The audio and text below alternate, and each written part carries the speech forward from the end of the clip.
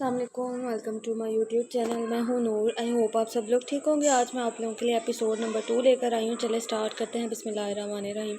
عشق بے دردی novel bye روحی رحمہ۔ چلے سٹارٹ کرتے ہیں۔ بسم اللہ الرحمن الرحیم۔ وہ شخص اس کا سب کچھ چھین کر جا چکا تھا۔ اسے اپنے آپ سے محبت، اسے اپنے آپ سے نفرت محسوس ہو رہی تھی۔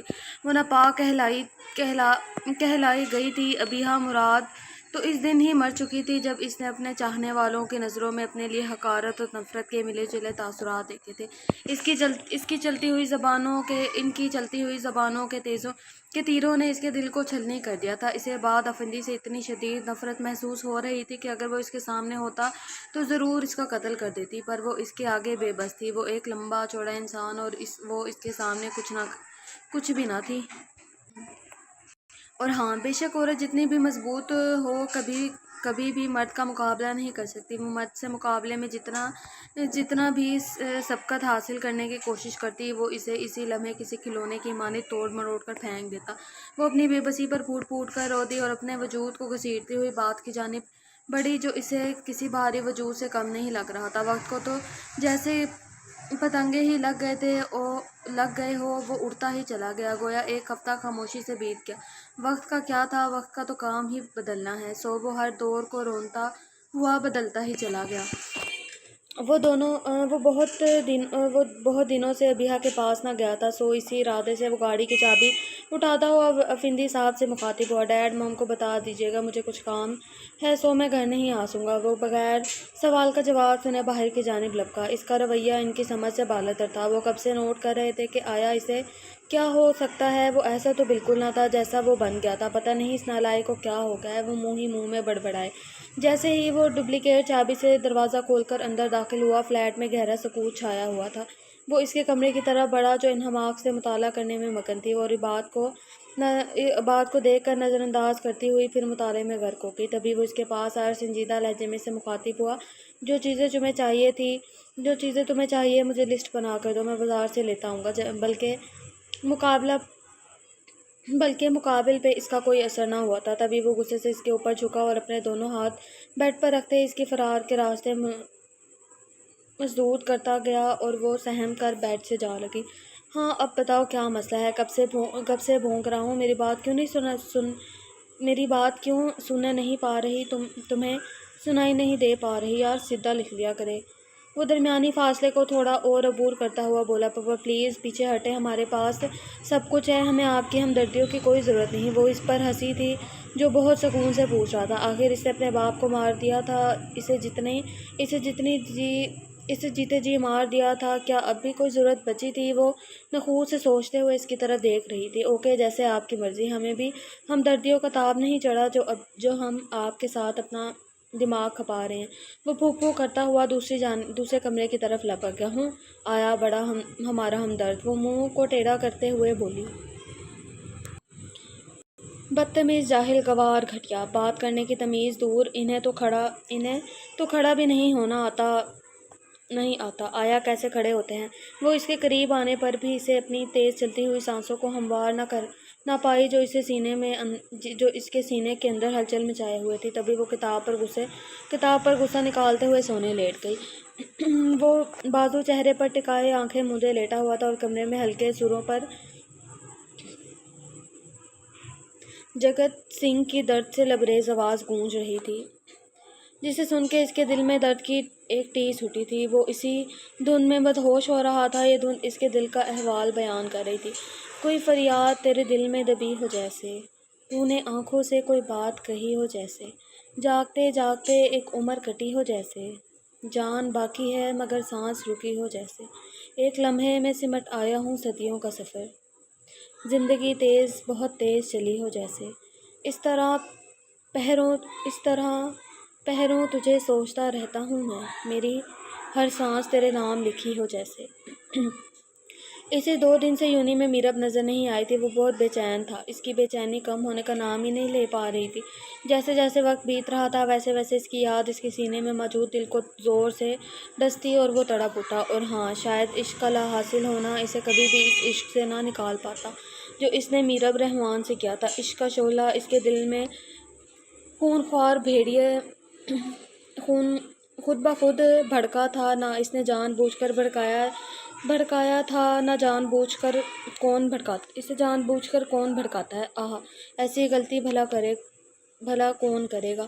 وہ جانتا بھی نہ تھا کہ اسے ایسی بیماری لاحق ہو گئی ہے جس کا علاج ہی ناممکن تھا، اور سکون بھی سوائے مرنے کے وہ کسی بھی چیز میں نہ تھا۔ شاید اس نے ساری زندگی اس کے ہجر میں ایسے ہی جلنا مرنا تھا۔ وہ قلب سے مسکرایا تھا، وہ اونچی آواز میں رونا چاہتا تھا، اپنے دل کا غبار ہلکا کرنا چاہتا تھا جو شاید بہت دنوں سے بھرا پڑا تھا، پر وہ ایسا نہ کر پایا۔ کیوں؟ شاید وہ مرد تھا، مرد کا دل پتھر کا ہوتا ہے، پر کیوں؟ اس میں احساسات نہیں ہوتے؟ کیا وہ آنسو نہیں بہا سکتا؟ کیوں مضبوط مرد آنسو بہاتے ہوئے بھلا چنگا نہیں لگتا؟ جو کہ لوگوں کی سوچ تھی، اور لوگوں کی جو سوچ ہوتی ہے نا، وہ ہر دن بدلتی ہے۔ لوگوں کی سوچ اور رویے پر جاؤ گے تو کبھی کمسٹری سے نہ نکل پاؤ گے۔ بس ایک موڑ میری زندگی میں آیا تھا، پھر اس کے بعد الجھتی گئی میری زندگی۔ رائٹر نے بڑے اچھے شعر لکھے ہیں، نائس۔ ابھی ہاں وہ زور سے دروازہ بجا رہا تھا، ہنوز وہ کھولنے کا نام ہی نہیں لے پا رہی تھی۔ اسے یونی کے لیے لیٹ ہو رہا تھا، پر اسے ناشتہ بنانا نہیں آتا تھا۔ اگر آتا تو وہ اس ڈھیٹ لڑکی سے کبھی بھی نہ کہنے آتا۔ ابھی ہاں، اگر تم نے دروازہ نہ کھولا تو میں لاک توڑ دوں گا، اور پھر دیکھنا تمہارا کیا حال کرتا ہوں۔ پتہ نہیں کون سی منحوس گھڑی تھی کہ میں نے اسے اپنے گلے کا ہار بنا لیا۔ وہ غصے سے جل رہا تھا اور مقابل ڈھیٹ بنا ہوا تھا۔ اس نے اسی کا دینا ہی کیا تھا جو وہ دروازہ کھولتی۔ وہ جو ٹی وی دیکھنے میں نہایت مگن تھی، جیسے باہر کوئی پاگل کھڑا بھونک رہا ہو۔ وہ آرام سے اس کے غصے سے کانپتی ہوئی آواز کو مزے لے کر سن رہی تھی۔ بالکل بھی نہیں، جو کچھ بھی تمہیں کہنا ہے کہہ دو، ہم سن رہے ہیں، پر ہم دروازہ نہیں کھولیں گے، وہ اسے تیش دلاتے ہوئے بولی۔ زندگی میں عذابوں کا بکیرا کم تھا جو میں اس ڈھیٹ کو بھی اٹھا لایا ہوں، تف ہے مجھ پر۔ وہ سختی سے اپنی مٹھیوں کو بھینچتا ہوا باہر کی جانب لپکا۔ وہ اس کے جانے کے بعد کمرے سے باہر نکلی۔ ہوں، بڑا آیا ہم پر حکم چلانے والا، باہر نکلو ابھی ہاں، ورنہ میں تمہیں چھوڑوں گا نہیں۔ وہ اپنے منہ کو مروڑتے ہوئے اس کی نقل اتارتے ہوئے بڑبڑائے۔ ابھی تک میرا بھی اسے نظر نہیں آ رہی تھی۔ وہ کتنے ہی چکر اس کے ڈپارٹمنٹ کے لگا کر آیا تھا، پتہ نہیں اسے کب آنا تھا۔ اس کی آنکھیں شدت سے اس کی راہ تکنے میں مصروف تھی۔ وہ تک ہار کر اس کے پاس پڑے بینچ پر بیٹھ گیا۔ بس وہ اس کا دیدار کرنا چاہتا تھا۔ اسے دیکھ کر اس کے دل کو جو سکون ملتا، شاید وہ اسے بیان نہ کر پاتا۔ بہت سے لوگوں کی نگاہیں گاہے بگاہ اس پر پڑ رہی تھی، جن کی نظروں میں سوائے تعقب کے اور کچھ نہ تھا۔ وہ شاید کوئی پہلی دفعہ اسے ایسے بیٹھا دیکھ رہا تھا، جبکہ وہ ہمیشہ لوگوں پر غنڈہ گردی اور رعب جماتے ہوئے ہی انہیں دکھائی دیا، لہٰذا کسی کی بھی نگاہ سے یہ منظر اوجھل نہ رہ سکا۔ بے شک عشق نے اس کے موڑ کو، اس کی منزل کو بدل دیا تھا۔ وہ اب اچھا نہیں تو برا بھی نہیں رہا تھا۔ وہ ٹیڑھے راستوں کو چھوڑ کر سیدھے راستوں پر گامزن ہو چکا تھا۔ جیسے ہی وہ اس کے ڈپارٹمنٹ میں داخل ہوا، میرب نے اسے اکیلے ایک بینچ پر بیٹھے ہوئے پایا۔ وہ اس کے پاس جانا نہیں چاہتی تھی، اس کا دل خوف سے کانپ رہا تھا، آیا وہ اس کے ساتھ کیا سلوک کرے گا، لیکن اسے جانا تھا، لہٰذا وہ ہمت جمع کر کے اس کے پاس چل دی۔ کیا تم میری بات سن سکتے ہو؟ وہ کانپتے ہوئے لہجے میں گوئی ہوئی ہاں۔ وہ اس کا چہرہ ایسے تک رہا تھا جیسے وہ کوئی خواب دیکھ رہا ہو۔ میرب کو حیرانگی نے آن گھیرا۔ وہ اسے کچھ کھویا ہوا سا لگا، ایسے جیسے اس کا کچھ کھو سا گیا ہو اور وہ اسے مل ہی نہ پا رہا ہو۔ کبھی عباد افندی کو جھٹکا لگا تھا جو کہ بہت زور کا تھا۔ تم اس کے وہم و گمان میں بھی نہ تھا کہ شاید کہ جسے وہ شدت سے یاد کر رہا تھا وہ اچانک اس کے روبرو آ جائے گی۔ تم اس کے وہم و گمان وہ حیران تھا، کیا کوئی دعا ایسے بھی قبول ہو سکتی ہے؟ وہ کچھ پل اسے محسوس کرنا چاہتا تھا، اسے چھونا چاہتا تھا، پر وہ صرف اس کا خیال تھا، وہ اس کو چھونے کا حق نہیں رکھتا تھا۔ اس نے بے دردی سے اپنے لبوں کو کچلا جو کچلنے سے سرخ پڑ گئے تھے۔ میرب کو وہ کسی اور ہی دنیا میں کھویا ہوا لگا۔ کیا تم میری بات سن رہے ہو؟ وہ زور سے چیختے ہوئے بولی۔ تبھی وہ چونکا۔ ہاں بتاؤ، میں سن رہا ہوں، پلیز میری تصویریں ڈل کر دو، میں تمہارا یہ احسان کبھی بھی نہیں چکا پاؤں گی۔ وہ ملجلتی نگاہوں سے اس کی جانب دیکھتے ہوئے گویا ہوئی۔ اس کے چہرے سے اس کی نظریں ہٹتے ہی نہیں پا رہی تھی۔ کاش کوئی ایسا جادو ہوتا کہ میں تمہیں اپنے پاس قید کر لیتا، وہ قلب سے سوچ رہا تھا۔ کیا تم اپنی ان چھچوری نظروں کو قابو میں رکھو گے؟ रख सकते हो। वो गुस्से से गोया हुई।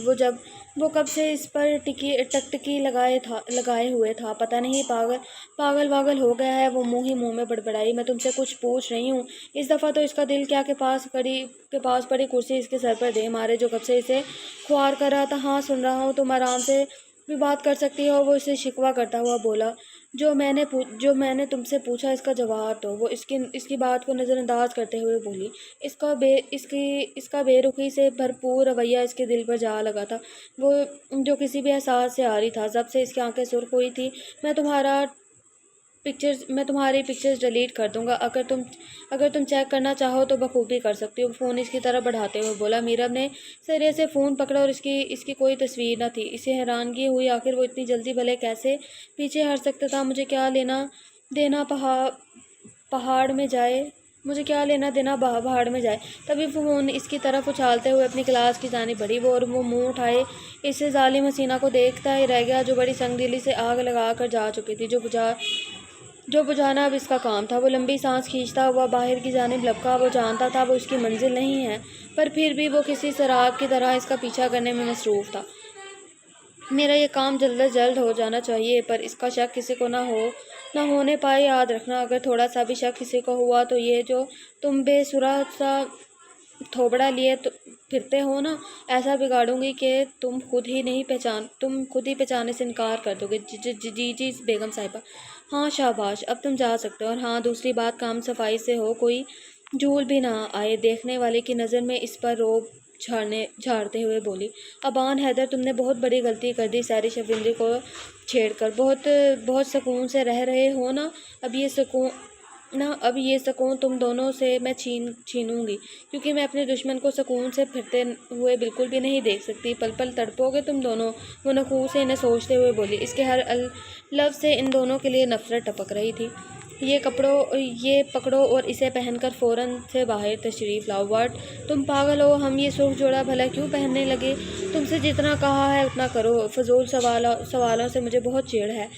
हम तुम्हारे हुक्म के गुलाम नहीं। पहले हमें बताओ ये क्यों पहना है? आप इतनी भोली तो है नहीं अभी हाजी, जो आपको पता ही ना हो कि सुर्ख जोड़ा क्यों पहना जाता है। हम तुम्हारी बात को समझ चुके हैं, पर हम तुम जैसे घटिया शख्स से शादी नहीं कर सकते। ओहो, तो क्या आप बता सकती हैं मैंने आपके साथ कौन सी घटिया हरकत की? वो इसके करीब आता हुआ बोला। ओहो, ओह वाह, क्या कहने तुम्हारे आबाद अफरीदी। पूरा ज़माना तो हम पर थू थू करता है। इन्हें इन्हें इन्हें थूक रहा पता नहीं करता हुआ नहीं थक रहा। हमारे बाबा तुम्हारी वजह से मरे, अब भी पूछ रहे हो कि तुमने क्या घटिया हरकत की है? क्या तुम मुझे मेरी पहले वाली इज्जत दिला सकते हो? क्या तुम मेरे बाबा दोबारा वापस ला सकते हो? हम अपनों के दिए गए ज़ख्मों से जल रहे हैं। इनकी नज़रों में छुपी हुई अपने लिए हकारत को जब हम सोचते हैं ना, तो हम शर्म से पानी हो जाते हैं। वो गुस्से से कांपते हुए लहजे में बोली। आबाद ने आगे बढ़कर इसके कांपते वजूद को अपनी बाहों में समेट लिया। अबीहा अपने आंसू जब्त न कर पाई। इसके कंधों से लगे फूट फूट कर रो दी। क्यों ऐसा होता है बात? क्या हम लड़कियां माशरे में सर उठाकर नहीं जी सकती? हम कसूरवार ना होते भी कसूरवार ठहरा दी जाती हैं।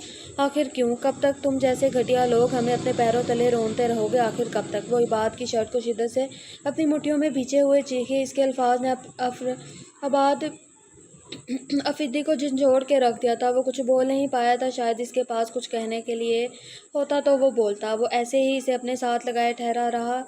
वो जानता था इस लड़की का नहीं बल्कि बहुत सी लड़कियों का मुजरिम था। जो गलती इसने अपने माजी में की थी वो इसे दोहराना नहीं चाहता था। आखिर इसका दामन दागदार करने की वजह भी वही बना था, और इसका मदावा करना चाहता था। जैसे ही वो संभली थी, इसने आबाद को झटके से दूर किया। हमारे करीब मत आया करो। वो रोंदी हुई लहजे में गोया हुई। देखो अभी हाँ, बात को समझो। हमारा निकाह करना बहुत ज़रूरी है। मैं तुम्हारे साथ बगैर निकाह के कैसे रह सकता हूँ? हाँ, अगर तुम अकेले ज़िंदगी गुजार सकती हो तो मुझे कोई प्रॉब्लम नहीं। मैं तुम्हें फ़ोर्स नहीं करूँगा। मेरे कंधे थक चुके हैं अपने गुनाहों का बोझ उठाते हुए, पर मुझे बार बार याद दिलाकर शर्मिंदा मत किया करो। मैं समझ सकता हूँ तुम्हारी तकलीफ़ को, लिहाजा मैं कोशिश करूँगा जो मुझसे गलती हुई अच्छे से इसका मदावा कर सकूँ। वो संजीदा से कहता हुआ बाहर की तरफ लपका। देखे अबान, मुझसे ये सवाल बिल्कुल नहीं हल हो रहे। मेरा पेपर है कल और आपको वक्त नहीं मिल रहा। इन बिखरियों से, इन बखेड़ों से। वो नाक चढ़ाते हुए गोया हुई। بہت ضروری میل ہے بس۔ میرو 2 منٹ صبر کرو، آ رہا ہوں۔ وہ انتہائی مصروف لگ رہا تھا۔ رہنے دیجیے، میں خود ہی کر لوں گی۔ پورے آدھے گھنٹے سے آپ صرف مجھے صبر کی پٹیاں پڑھا رہے ہیں۔ اب ویسے بھی میرا دل اچاٹ ہو گیا پڑھائی سے، سو میں سونے جا رہی ہوں۔ میرو فوراً سے آؤ، مجھے بتاؤ کیا سمجھ میں نہیں آ رہا۔ تبھی وہ روتی دھوتی ابان کے پاس آئی، جس کا بالکل پڑھنے کا دل نہیں چاہ رہا تھا ناچار اسے پڑھنا ہی پڑا، جو خود بہت انہماک سے اسے پڑھانے میں مصروف تھا۔ جیسے ابان کی نظر اس پر پڑی، وہ سینے پر ہاتھ رکھ کے سونے میں مصروف تھی۔ اس لڑکی کا کچھ نہیں ہو سکتا، پتہ نہیں پیپرز میں کیا لکھ کر آئے گی، وہ تعصب سے سوچتا۔ اس کو اپنی باہوں میں اٹھاتا کمرے کی جانب بڑھا اور اسے بیڈ پر لٹا کر کمبل درست کرتا ہوا چینج کرنے ڈریسنگ روم کی جانب بڑھ گیا۔ جیسے ہی وہ اندر داخل ہوا، وہ ہنوز مزے سے سونے میں مصروف تھی۔ ابان بھی اس کے ساتھ جا لیٹا۔ ابھی اس کی آنکھ لگی تھوڑی ہی دیر ہوئی تھی کہ میرو کی چیخ اچانک پورے کمرے میں بلند ہوئی۔ ابان ہڑبڑا کر اٹھا۔ کیا ہوا؟ میرو اس کی طرف جھکتا ہوا بولا، جو بہت برے طریقے سے ڈر گئی تھی۔ وہ بےتابی سے اس کی طرف بڑھی اور اس کے سینے میں سر دیے زاروں قطار روتی۔ میں آپ کے بغیر نہیں جی سکتی پاپا، پلیز آپ مجھے کبھی بھی اپنے سے دور مت کریے گا۔ اسے ڈر تھا کہ وہ ابان کو کھو دے گی۔ یہ خیال کسی سائے کی طرح اس کا پیچھا کر رہا تھا، یہاں تک کہ اب تو خوابوں میں بھی اسے برے برے خیالات نے آن گھیرا تھا، جو اسے خوف زدہ کر دیتے اور وہ سو نہیں پاتی تھی۔ میرو کیا ہو گیا ہے؟ میں بھلے تمہیں چھوڑ کر کہاں جاؤں گا؟ کیوں اتنا سوچتی ہو یار؟ تم ہر وقت آنسو بہاتی ہو۔ اب میں ان خوبصورت آنکھوں میں بالکل آنسو نہ دیکھوں۔ تبھی ابان نے ان آنسوں کو اپنے ہاتھوں کے پوروں سے چنتے ہوئے اسے پیار سے اپنے ساتھ لگایا۔ اور پلیز اتنے آنسو مت بہایا کرو، مجھے تکلیف ہوتی ہے۔ کیا تم نہیں جانتی؟ تم اس دل میں ہو۔ اگر میں اپنے دل کو ہی اپنے تن سے جدا کر دوں گا تو میں کیسے زندہ رہ پاؤں گا؟ یہ سانسیں تمہاری موجودگی میں ہی چلتی ہیں، اگر تم ہی ان میں نہ رہی تو پھر یہ کیسے چلیں گی؟ وہ سرگوشی سے اس کے کان میں گویا ہوا، تمہارے بنا میں کچھ بھی نہیں، سو یہ فضول خیالات اپنے دل سے نکال دو۔ وہ اس پہ اپنی باہوں کا گھیرا مزید تنگ کر گیا۔ ابان کے اقرار نے اسے اندر سے سرشار کر دیا تھا۔ تبھی وہ پرسکون نیند لینے کی کوشش کرنے لگی۔ آج وہ ابیہا مراد سے ابیہا ابان بن چکی تھی۔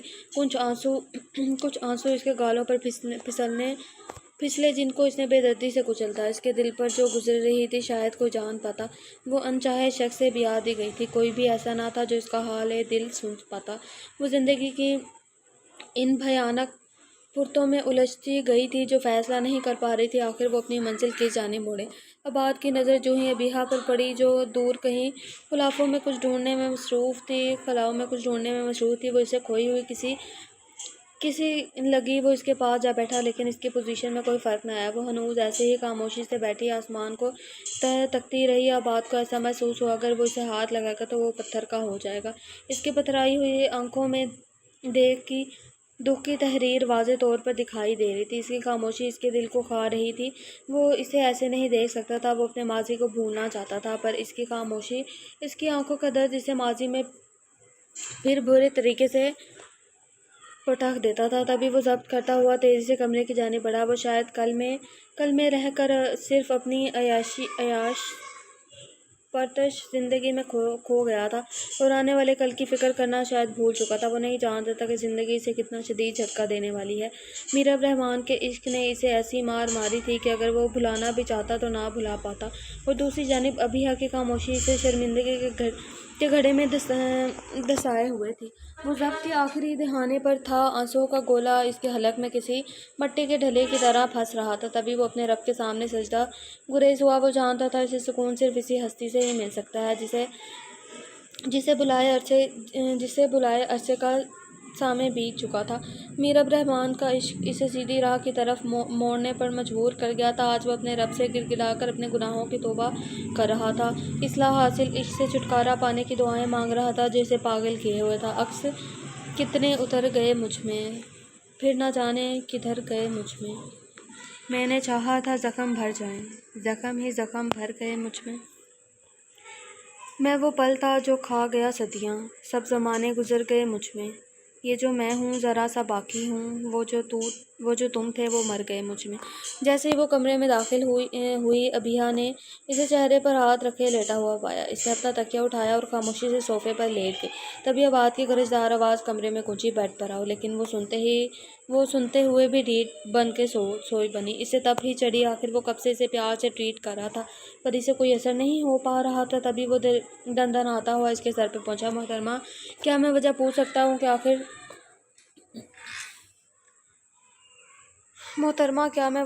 سکتا ہوں کہ آخر صوفے پر سونے کی نوبت کیوں آنے لگی آپ کو؟ میں تم سے کچھ سوال کر رہا ہوں مس ابیہ۔ وہ غصے سے اس کے اوپر سے کمبل ہٹاتا بولا، یہ کیا بدتمیزی ہے؟ آخر تمہارے ساتھ مسئلہ کیا ہے؟ کیوں ہمیں سونے نہیں دے رہے؟ وہ غصے سے چیخی، بیڈ پر آؤ ابھی۔ اور اسی وقت وہ اس پر جھکتا ہوا بولا، ہمارے ابھی اتنے برے دن نہیں آئے جو ہم تمہارے ساتھ سونے لگے، وہ نخوت سے بولی۔ تبھی اس نے ابیہ کو اپنی باہوں میں بڑھ کر بیڈ پر پٹکا، اب مجھے تم صوفے پر نظر نہ آؤ ورنہ جو میں تمہارا حال کروں گا وہ تم بخوبی جانتی ہو۔ ہم جانتے ہیں تم انتہائی گھٹیا شخص ہو، اور جو گھٹیا ہوتے ہیں نا وہ ایسے ہی دھمکیاں دیتے ہیں، پر ہم تمہاری ان دھمکیوں سے ڈرنے والے نہیں۔ وہ بیڈ سے اٹھتے ہوئے بولی، چلو میں مانتا ہوں کہ میں گھٹیا ہوں، پر تمہارے جیسی بھی ڈھیٹ لڑکی میں نے آج تک اپنی زندگی میں نہیں دیکھی۔ وہ اسے اپنی پہلو میں زبردستی گراتے ہوئے اس کے فرار کے راستے بند کر گیا تھا۔ اب تم جا کر دکھاؤ کیسے جاتی ہو، حد ہے، تم تو مجھے اپنا نوکر سمجھ رہی ہو جو کب سے بھونکی جا رہا ہوں اور تمہیں اثر ہی نہیں ہوتا۔ چھوڑے ہمیں، گھٹیا، لوفر، بدتمیز انسان۔ وہ اس کے بازو پر اپنے ناخن مارتے اس کے حصار توڑنے کی کوشش کرنے لگی۔ مجھے کوئی شوق نہیں تمہیں چھونے کا، یہ بات اپنی اس کھوپڑی میں بٹھا لو، لہٰذا اگر تمہاری اب بھی مزاحمت بند نہ ہوئی تو پھر مجھ سے کسی بھی نرمی کی امید مت رکھنا۔ اگر تم چاہتی ہو میں تمہیں کوئی نقصان نہ پہنچاؤں تو آرام سے سو جاؤ، اس میں ہی عافیت ہے، وہ سرد مہری سے بولا۔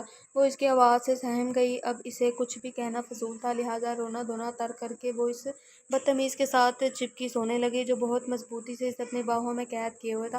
تبھی وہ اسے گالیاں دیتے ہوئے نیند کی پیاری آغوش میں چلی گئی۔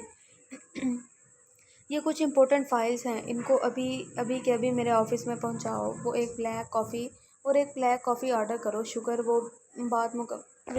بلیک کافی وداؤٹ شوگر۔ وہ اپنی بات مکمل کرتا ہوا آفس کی جانب بڑھا۔ وہ کچھ امپورٹنٹ فائلز چیک کرنے لگا، تبھی اس کی سیکرٹری مہان دروازہ نوک کرتے ہوئے اندر داخل ہوئی۔ سر یہ کچھ ڈاک ہے، صبح ہی آئی ہیں۔ اوکے رکھ دیں، میں چیک کرتا ہوں۔ مصروف انداز میں گویا، سر آج آپ کی شام 5 بجے درانی صاحب کے ساتھ میٹنگ ہے۔ اوہ مجھے یاد کروا دیجیے گا، یہ میٹنگ ہمارے بزنس کے لیے بہت امپورٹنٹ ہے۔ جی سر، وہ اس بات میں سر ہلاتے ہوئے باہر کی جانب لگ گئی۔ تبھی ابان نے خاکی لفافہ اٹھا کر کھولا تو جو کچھ اس کے اندر سے برآمد ہوا وہ اس کے ہزار والٹ کا شوق لگنے کے لیے کافی تھا۔ وہ ایک تصویر کو پاگلوں کی طرح دیکھ رہا تھا جس میں میرا بے ہودہ انداز لیے کسی لڑکے کے ساتھ چپکی کھڑی ہوئی تھی۔ نہیں، میری میرو بہت معصوم ہے، وہ ایسے نہیں ہو سکتی، وہ اتنی بے ہودہ نہیں ہو سکتی۔ وہ غصے سے چیخا تھا، تبھی اس کے دل میں شک کا بیج اگا، آخر وہ مرد تھا، شک تو صدیوں سے اس کی فطرت میں شامل تھا۔ تبھی وہ لفافہ اٹھاتا ہوا گھر کی جانب بڑھا، وہ تصدیق چاہتا تھا آخر کیا میرا اسے دھوکہ دے رہی ہے؟ اگر نہیں دے رہی تو پھر یہ تصویریں کیسے لیک گئیں؟ وہ سوچ کے پاگل ہو رہا تھا، اس کا سر درد سے پھٹ رہا تھا۔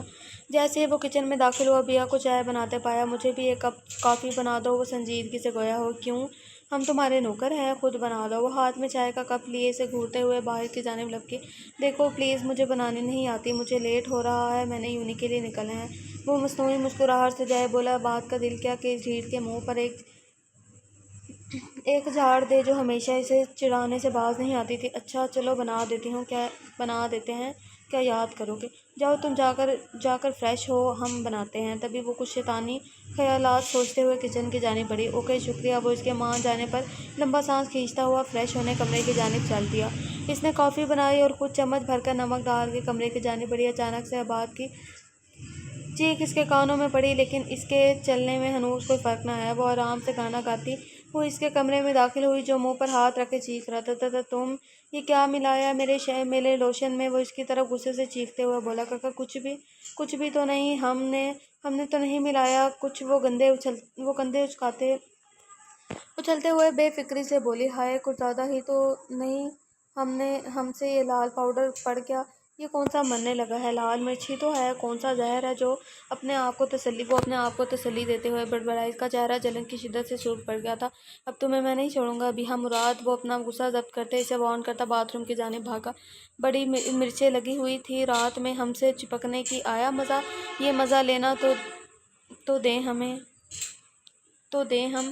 بدتمیز جاہل انسان، ہم نہیں تم سے ڈرتے۔ وہ اونچی آواز میں سے چڑھاتے ہوئے پھو پھو کرتی اس کے کمرے سے نکلی تھی۔ جیسے ہی وہ لاؤنج میں داخل ہوا، زوبیہ بیگم قرآن پاک پڑھنے میں مشغول تھی۔ وہ اس کے پاس ہی میرب ان حماق سے نماز پڑھ رہی تھی۔ وہ زوبیہ بیگم کو سلام کرتے ہوئے اس کے ساتھ صوفے پر جا بیٹھا۔ وہ اذیت کی انتہا پر تھا، اسے کسی بھی پل سکون نہیں مل رہا تھا۔ تبھی وہ اٹھا تھا اور کمرے کی جانب بڑھ گیا۔ زوبیہ بیگم پریشان ہوتے بنا نہ رہ پائی، وہ کبھی بھی اتنا خاموش نہیں رہتا تھا۔ میرو بیٹا جاؤ، ابان کو دیکھو، مجھے اس کی کچھ طبیعت ناساز لگ رہی ہے۔ جی اماں جان، وہ پریشانی سے اس کے پیچھے لپکی تھی۔ جیسے ہی وہ کمرے میں داخل ہوا، ابان سر پر ہاتھ رکھے صوفے پر بیٹھا کسی گہری سوچ میں مگن تھا۔ میرب اس کے پاس ہی صوفے پر جا بیٹھی۔ ابان، آپ کی طبیعت ٹھیک ہے؟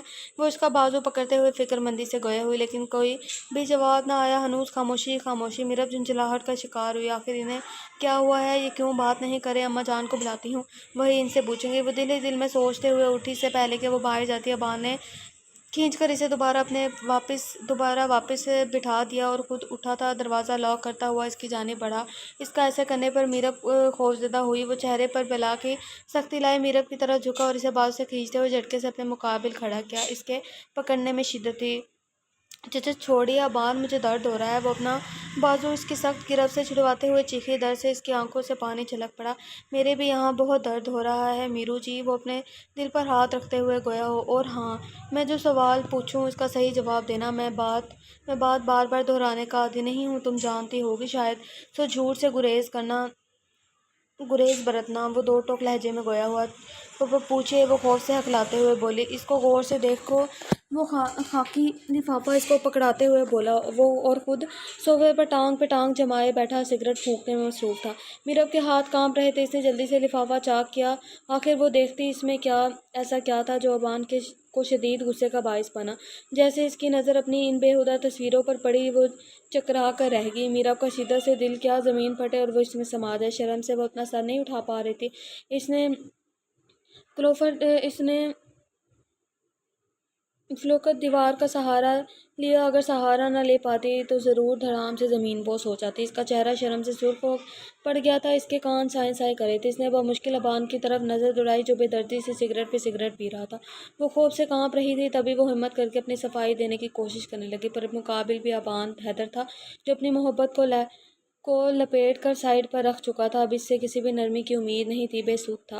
ابان، مما میں نہیں، وہ ہچکیوں سے روتے ہوئے اس سے گویا ہوئی، میں نہیں جانتی یہ لڑکا کون ہے۔ مما مجھ پر بھروسہ کرے، آپ کی میرو ایسی نہیں ہو سکتی۔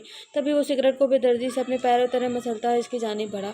تو پھر یہ تصویریں کہاں سے لی گئی میرو جی؟ وہ طنز کے تیر اچھالتا ہوا اس کے بازو کو مروڑتا اس کے قریب ہوا۔ وہ درد سے چیخی تھی، پر مقابل پر اس کا کوئی اثر نہ ہوا۔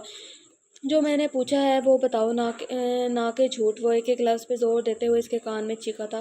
میں اپنی صفائی نہیں دے سکتی، اگر دیتی تو وہ جھوٹ کہہ کر جھٹلا دیتا، جیسے اب جھٹلائی جا چکی تھی۔ کوئی بھی فائدہ نہ تھا۔ اس کے دل میں شک کبھی چگ چکا تھا جس کو وہ چاہ کر بھی باہر نکال کر نہیں پھینک سکتی تھی۔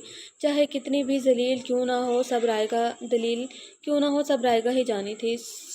سو وہ درد کو ضبط کرتے ہوئے خاموشی کا لبادہ اوڑھے اس کے کمان سے نکلتے ہوئے تیروں کو محسوس کر رہی تھی جو بہت درد سے اس کے دل میں پیوست ہو رہے تھے۔ آخر تم کیوں نہیں بولنے پا رہی؟ ابان نے اسے جھنجھوڑا، پر وہ ٹس سے مس نہ ہوئی۔ میرب رحمان کی خاموشی ابان حیدر کو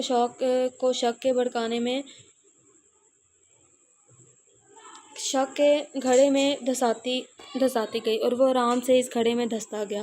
ابان نے غصے سے اس پر بیڈ پر دھکا دیا۔ اچانک گرنے کی وجہ سے میرب کا سر زور سے سائڈ ٹیبل پر لگا۔ وہ درد کی شدت سے تڑپ اٹھی تھی، لیکن ابان کو کوئی فرق نہ پڑا تھا۔ وہ غصے میں کسی حیوان سے کم نہ تھا۔ میرب درد سے چیخ رہی تھی اور وہ پاگلوں کی طرح ہنس رہا تھا۔ تم تڑپو گی میرب رحمان، تمہیں ایسے ہی تڑپاؤں گا، ایسے ہی جیسے تم نے میری محبت کو دھوکہ دیا۔ وہ اسے نفرت کی نگاہ دیکھتا ہوا زور سے دروازہ پٹکتا باہر کی جانب لپکا۔ بان کے زہر سے اگلتے ہوئے الفاظ اسے اندر تک چھلنی کر کے تھے۔ یہ بھی پاگل ہے، بتا کیوں نہیں دیا گدھی کہیں کی۔ جس خیال سے وہ جان چھڑوانے کی کوشش میں لگی ہوئی تھی، وہ خیال اسے کسی سام کی طرح ڈس کر جا چکا تھا۔ افسوس صد افسوس آباد حیدر، تمہاری محبت بھی پانی کی طرح ثابت ہوئی جو پل میں بہہ گئی۔ وہ بلک بلک کر رو رہی تھی۔ تم اب ہرگز مجھے ویسا نہیں پاؤ گے ابان حیدر جیسی میں تھی۔ اب میرا رحمان تمہیں بہت الگ ملے گی۔ میں تمہیں کبھی بھی معاف نہیں کروں گی۔ تم آؤ گے نا میرے پاس، پر میں پھر بھی تمہیں معاف نہیں کروں گی۔ افسوس کہ تم بھی ان لوگوں کی فہرست میں جا کھڑے ہوئے جن سے میں شدید ترین نفرت کرتی رہی۔ تم بھی کبھی ایسے ہی تڑپو گے جیسے میں تڑپ رہی ہوں۔ وہ ہچکیوں سے روتے ہوئے بولی، کبھی توڑا کبھی جوڑا، کبھی پھر توڑ کر جوڑا، نکارا کر دیا دل کو تیری پیوند کاریوں نے۔ وہ تصویر اس کی ہی تھی جنہیں بڑی مہارت سے ایڈٹ کروایا گیا تھا، پر یہ وہ والی ہرگز نہیں تھی جو آباد افریدی کے فون میں تھی، اور وہ آباد کی چال کو بخوبی سمجھ چکی تھی۔ محض صرف اس کا فون چیک کرنے پہ اسے تسلی ہو گئی تھی، پر وہ نہیں جانتی تھی کہ اتنا بڑا چال باز ہو سکتا ہے۔ وہ اپنے گھنونے طریقے سے اسے حاصل کرے گا۔ وہ حیرت سے دنگ رہ گئی تھی۔ کوئی اس حد تک بھی جا سکتا ہے؟ وہ اسے نفرت سے سوچتے ہوئے بے دردی سے آنسوں کو کچلتے اپنے زخم پہ مرہم رکھنے باتھ روم کی جانب بڑھی۔ جیسے وہ باتھ روم سے باہر آئی ٹھنڈی کافی سے منہ چڑھائی تھی۔ نہ چار رونا دھونا جیسے ہی اس نے کافی کا کپ منہ کو لگایا اور ایک انتہائی کڑوا گھونٹ اس کے حلق کو چیرتا ہوا معدے میں دفن ہوتا چلا گیا، اور سوائے چیخنے کے اور کچھ نہیں کر پایا۔ جب سے اس کی آنکھوں سے پانی چھلک پڑا تھا، تبھی وہ انتہائی غصے میں کپ اٹھائے باہر کی جانب بڑھا۔ جیسے ہی وہ لاؤنج میں داخل ہوا، وہ سکون سے چبر لیز کھانے میں مصروف تھی۔ جیسے اس کی نظر بعد کی طرف اٹھی، وہ سرخ آنکھوں سے گھورتے ہوئے اس کی طرف ہی آ رہا تھا، اور اسے دیکھتے ہی بیہا کا ایک رنگ آیا اور دوسرا اس کے خوف سے اڑ گیا۔ اس نے آؤ دیکھا نہ تاؤ وہاں دیکھا، اپنے کمرے کی طرف اندھا دھند بھاگی۔ یہ بات بھی اس کے پیچھے دوڑا۔ اس سے پہلے کہ بیہا دروازہ نہ کرتی، وہ سرعت سے دروازے میں پیر دیے زور سے دروازے کو پیر کی ٹھوکر سے کھولتا ہوا غصے سے اندر داخل ہوا۔ تمیز سے میری بات سن لو، ورنہ وہ حالت کروں گا تو تم اپنے پیروں پہ کھڑی نہیں رہ پاؤ گی۔ وہ چیختا ہوا بولا، میں جانتی تھی اگر وہ اس کے ہاتھ چڑھ جاتی تو وہ اس کے درگت بنانے میں دیر نہیں کرتا، لہٰذا وہ اس کی بات کو کوئی بھی اہمیت دیے بغیر سرعت سے باتھ روم کی جانب بڑھی، لیکن آباد افریدی سے راستے میں روک چکا تھا۔ ہمارا راستہ چھوڑو۔ تبھی وہ اس کی طرف بڑھتا چلا گیا اور وہ پیچھے سرکتی ہوئی دیوار سے جا ٹکرائی۔ کیا ملایا تھا میرے لوشن میں بتاؤ۔ وہ اپنے دونوں ہاتھ دیوار پر رکھتا اس کے فرار کے سارے راستے مسدود کر گیا تھا۔ کیا کرنا چاہتی ہو میرے ساتھ؟ کیوں تمہیں میرا تھوڑا سا سکون بھی برداشت نہیں ہو پا رہا؟ بتاؤ۔ وہ اس کو جھنجھوڑتا ہوا اس پر چیخا۔ ہم نے کچھ بھی نہیں ملایا، وہ بس آپ کی کافی میں تھوڑا سا نمک ملایا تھا۔ واٹ؟ اچھا، صرف تھوڑا سا ملایا؟ چلو پھر یہ پکڑو اور فٹافٹ پیو، پھر بتاؤ کہ تھوڑا سا ہے یا زیادہ۔ یاد رہے صرف ایک سانس میں یہ تمہارے حلق میں اترنی چاہیے۔ وہ اسے کافی دیتا ہوا بولا، ہم کافی نہیں پیتے، پر یہ تمہیں پینی پڑے گی، پیو۔ وہ اس کے کان میں چیختا ہوا بولا۔ تبھی اس نے کانپتے ہوئے ہاتھوں سے کپ پکڑا اور اس کڑوی کافی کو ایک ہی سانس میں اپنے حلق میں اتارنے لگی۔ جیسے ایک خالی کپ رکھا، اس کا دل بری طرح متلایا اور وہ فوراً باتھ روم کی جانب بھاگی، پر آباد افریدی کو اپنے سامنے کسی دیوار کی طرح کھڑا ہوا پاپا پلیز سائڈ پر ہو جاؤ، ہمارا دل متلا رہا ہے۔ اب مجھے یقین ہے مس افریدی، آپ اب ہم پر حملہ کرنے کی بالکل بھی کوشش نہیں کریں گی، اور اگر کیا بھی تو یاد رکھیے گا اس سے بھی برا پیش آؤں گا۔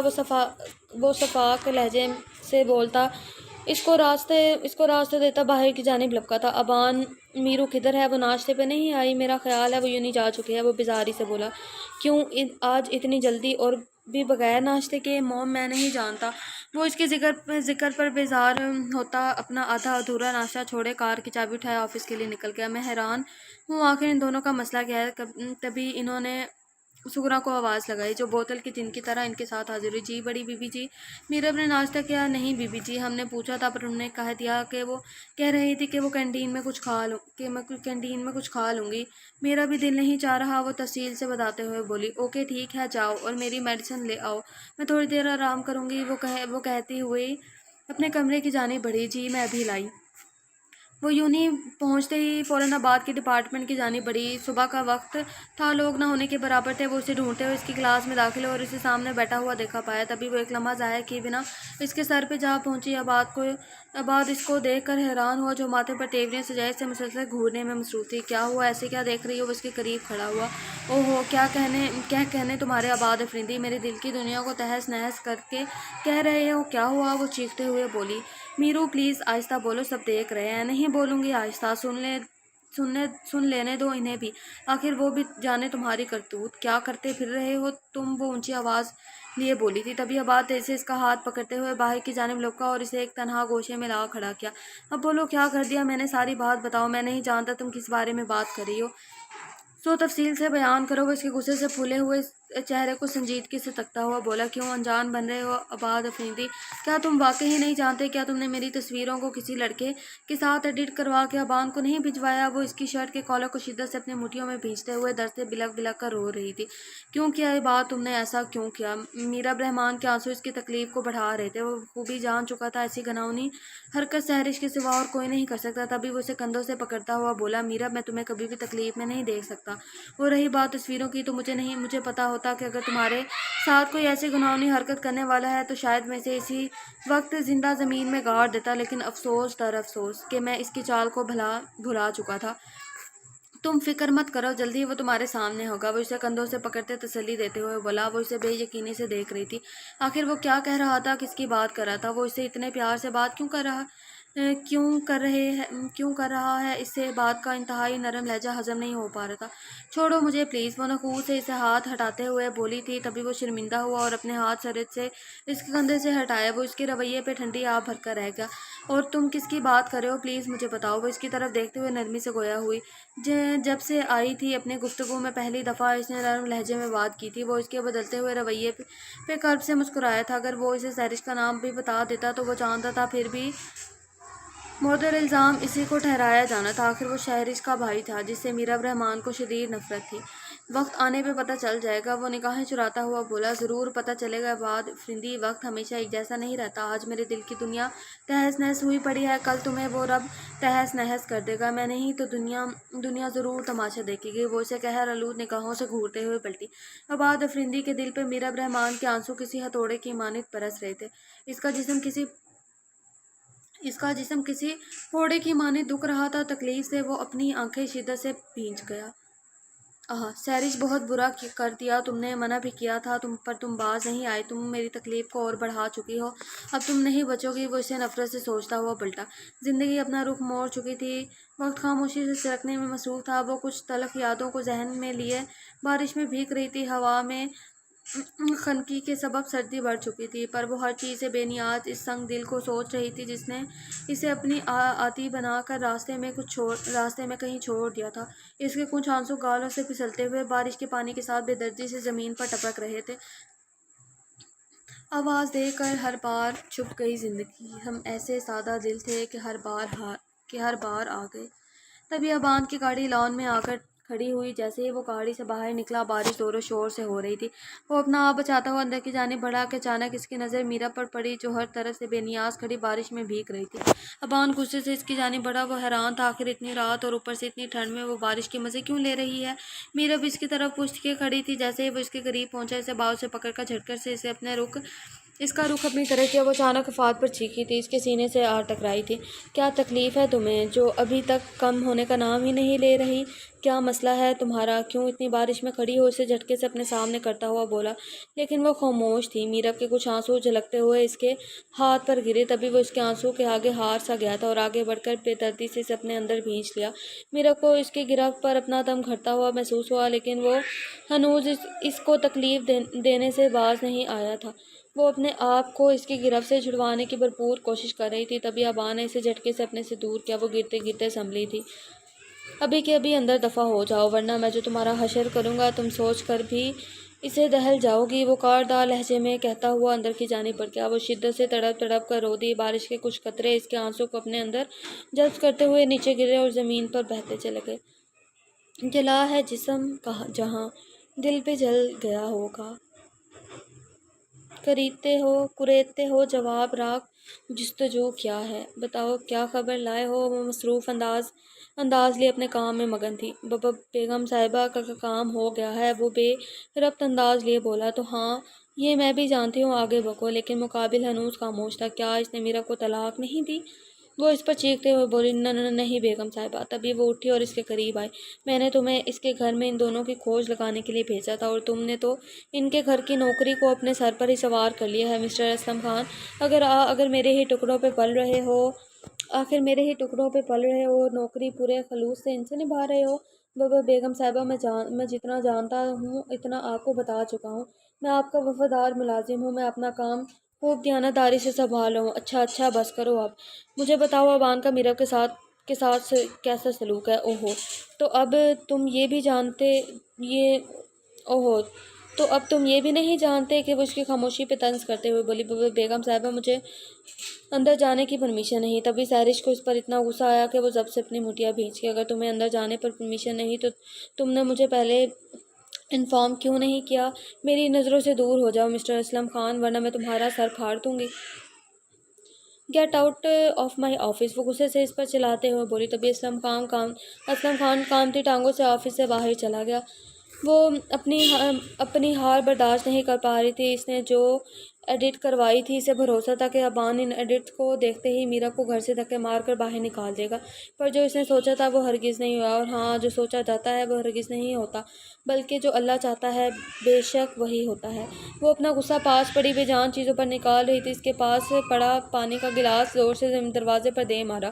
آخر میرا تم کیوں نہیں مر جاتی؟ وہ اس سے کوستے ہوئے چیخی۔ تم ایسے نہیں مرو گی، مجھے ہی کچھ کرنا پڑے گا۔ تبھی وہ غصے سے پاس پڑی کرسی کو ٹھوکر مارتی باہر نکلی۔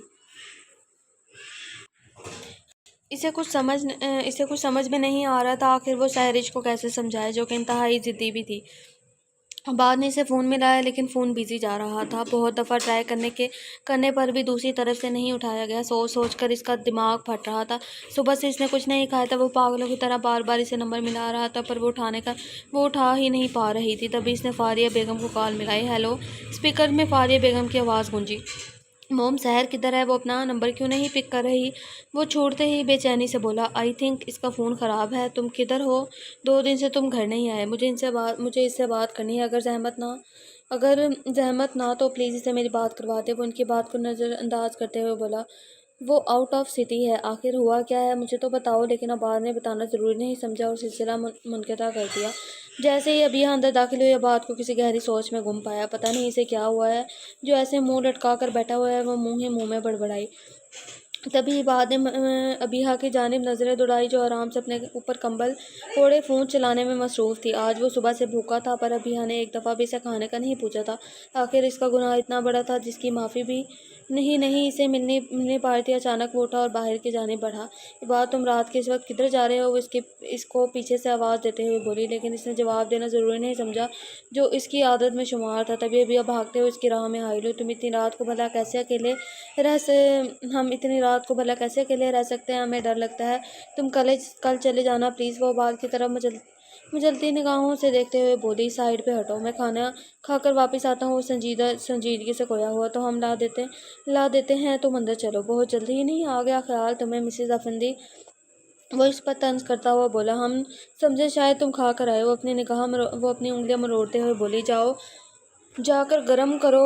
خواہ میرے لیے کسی بھی قسم کی کوئی تکلیف اٹھانے کی ضرورت نہیں۔ جا کر آرام کرو۔ خواہ میرے لیے کسی بھی قسم کی تکلیف اٹھانے کی کوئی تمہیں ضرورت نہیں ہے۔ وہ اسے اپنے راستے میں سے ہٹاتا ہوا زور سے دروازہ بند کرتا باہر کی جانب بڑھ گیا۔ جاؤ، جہاں سے مرضی کھاؤ۔ ہمارا دماغ خراب تھا جو ہم نے تمہیں روکا۔ غصے سے پھونپھوں کرتی دوبارہ اسے اپنے پسندیدہ کام میں مشغول ہو گئی۔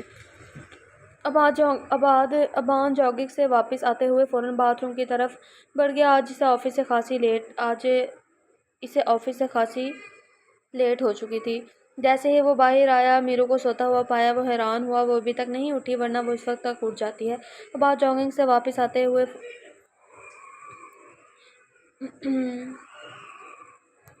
وہ اس کی طرف جھکا اور اس کو آواز دی، پر اس کے جسم میں کوئی حرکت نہ ہوئی۔ آخرکار ابان نے اسے جھنجھوڑنے پر جیسے ہی اس نے بازو پر ہاتھ رکھا، وہ اسے کسی دہکتے ہوئے کوئلے کی مانند لگی۔ اوہو، تو جس کا خدشہ تھا وہی ہوا۔ اب موم اب موم مجھے الزام اب موم مجھ پر الزام لگائیں گی، آخر جیسے میں ہی اس کا پکا دشمن ہوتا ہوں۔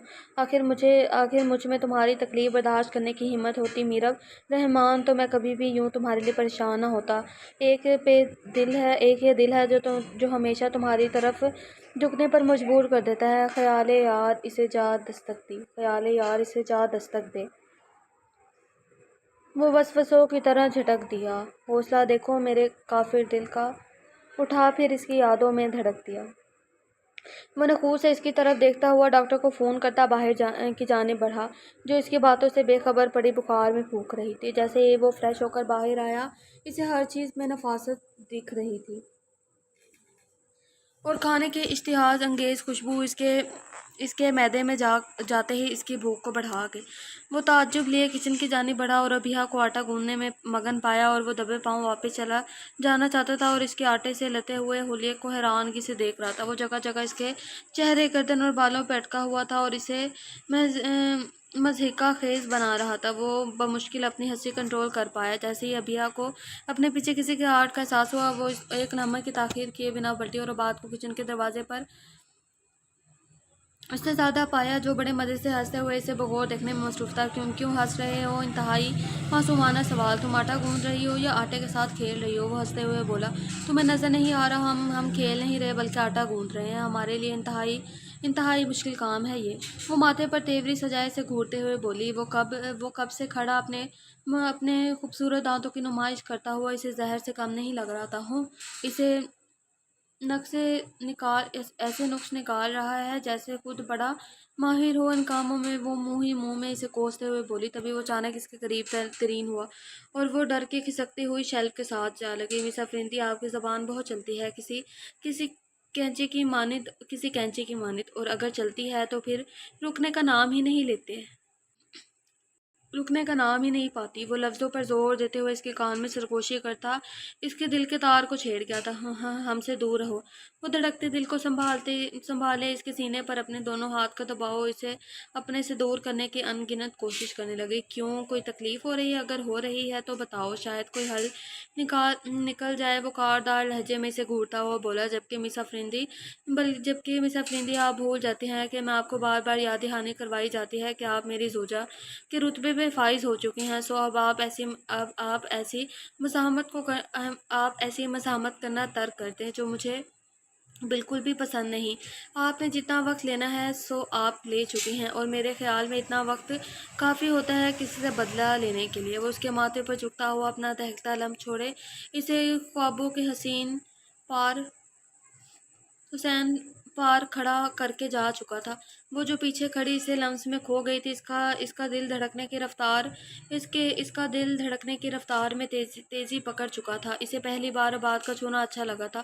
اس سے پہلے کہ وہ اپنے حسین خیالوں میں کہیں اور پہنچتی، اچانک سالن کے چنے کی بدبو اس کے ناک سے دماغ میں آئی اور تیز سے چولہے کی جانب بڑھی۔ ایسے موسم میں بخار ہو جاتا ہے، سو پریشانی کی کوئی ضرورت نہیں، اور ویکسین ان کو بہت زیادہ ہے اور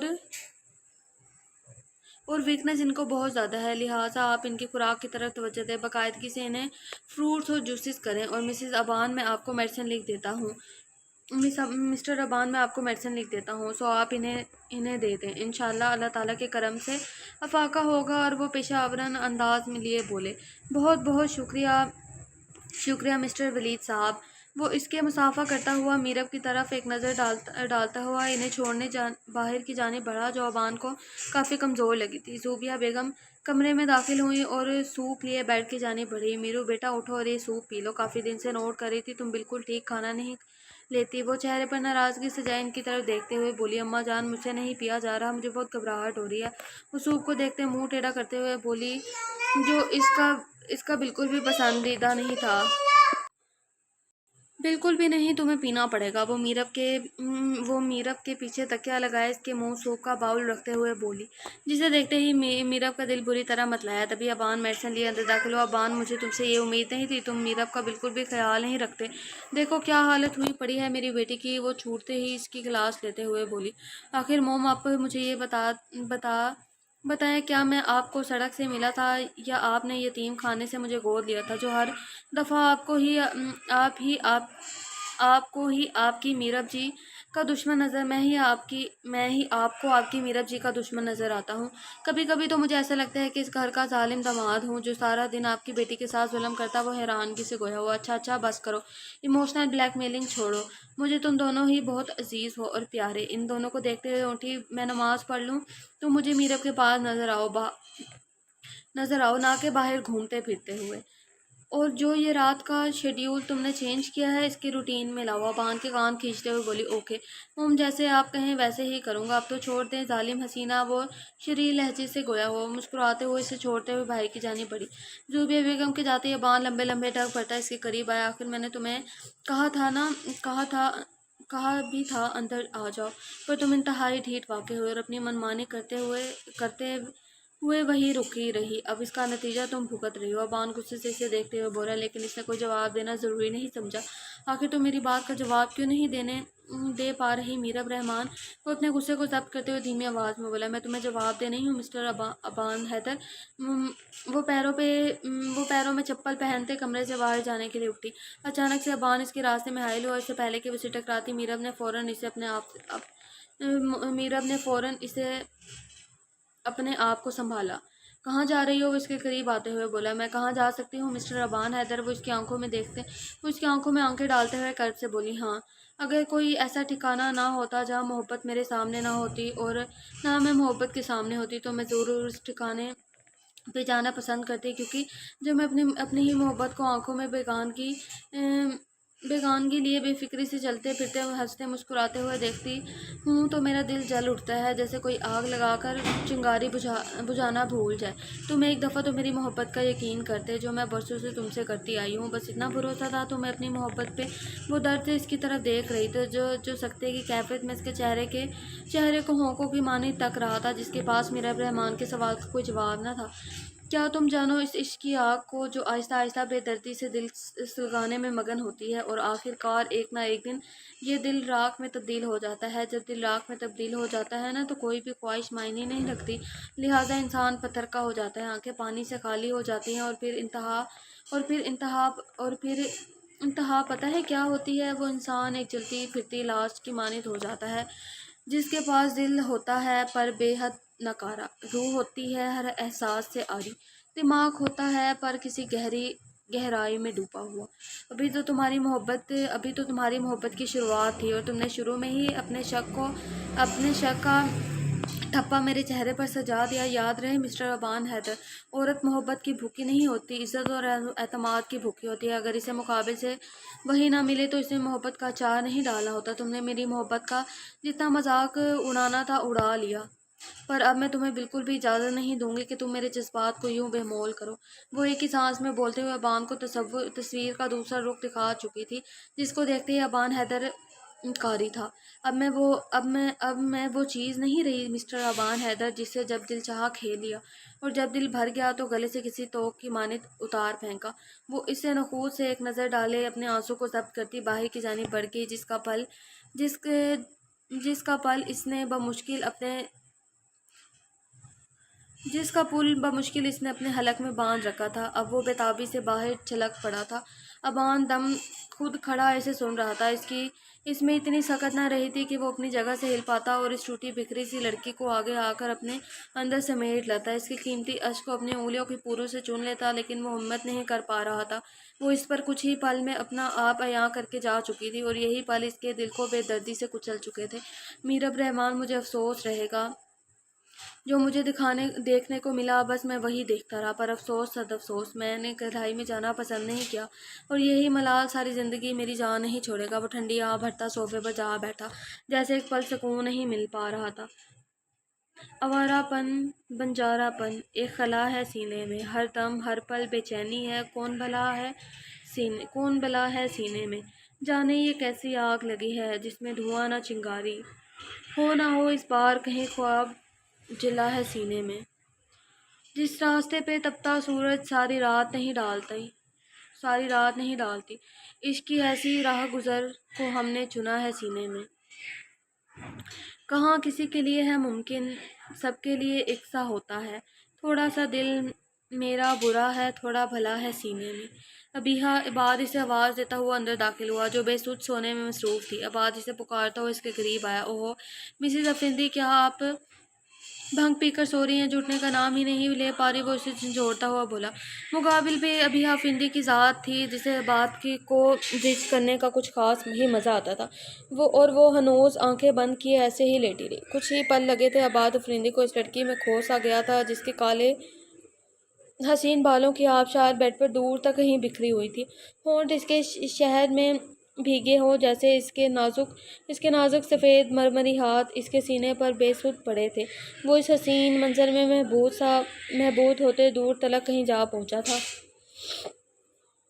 ابیہا جو مزے سے پڑی اسے تنگ کرنے میں لگی ہوئی تھی کہ اچانک اسے کسی انہونی کا احساس ہوا اور اس کے ایک لمحے کی تاخیر کیے بنا اپنی آنکھوں کے پٹ کو جھٹکے سے وار کیا اور عباد کو اپنے اوپر جھکا ہوا پایا جو اسے شوق نظروں سے تکنے میں مگن تھا۔ وہ بری طرح خجل ہوئی اور اٹھنے کی کوشش کی، پر عباد نے اس کی کوشش کو ناکام بناتے ہوئے اس کے دونوں طرف اپنے دونوں ہاتھ رکھے اور اس کے فرار کی ساری راستے ختم کر دیے۔ مما پلیز ہمیں چھوڑو۔ ابیہا کا دل اس کی قربت میں زور سے اچھل کر حلق میں آ گیا۔ خاموش۔ وہ اس کے لبوں پر اپنی انگلی رکھتے ہوئے بولا، اگر اب تمہاری آواز آئی نا تو مسز افندی میں تمہیں زمین پر زور سے پٹک دوں گا۔ وہ اسے دھمکی دیتا ہوا بولا، جو گویا اس کی بہت ہی پرانی عادت تھی۔ ہاں، اگر کوئی بھی مزاحمت اور کرو گی تو سب بے سود ہو جائیں گے، سو خاموش رہو۔ وہ اسے اپنے شکنجے میں لیتا اس پر جھکتا ہی چلا گیا۔ ابیہا نے ہارتے ہوئے سر تکیے پر رکھ دیا اور اپنا آپ اس کے سپرد کر دیا اور اس کے ساتھ کہیں دور تلک خوابوں کے حسین وادیوں میں جا پہنچی جہاں افق کے چار چاند بھی انہیں دیکھ کر شرماتے ہوئے بادلوں کی لپیٹ میں آ گیا۔ نہ جانے کیسا رشتہ ہے اس دل کا تجھ سے، دھڑکنا بھول جاتا ہے پر تیرا نام نہیں۔ آج اس کی طبیعت کچھ ٹھیک تھی، سو وہ فوراً سے اٹھی اور یونہی جانے کے لیے تیار ہونے لگی۔ ویسے بھی اب اس کا گھر میں جی نہیں لگتا تھا، خالی گھر اسے کاٹ دھوڑتا تھا۔ رات میں وہ اپنے دل کی بھڑاس اس پر نکال آئی تھی، اب اس کا دل غم سے کچھ ہلکا ہو چکا تھا۔ رونے سے اس کی آنکھوں کے پپوٹے سوج چکے تھے، بخار کیونکہ اس سے کچھ نکاہت طاری تھی، پر وہ اسے جھٹکتے ہوئے باہر کی جانب بڑھی۔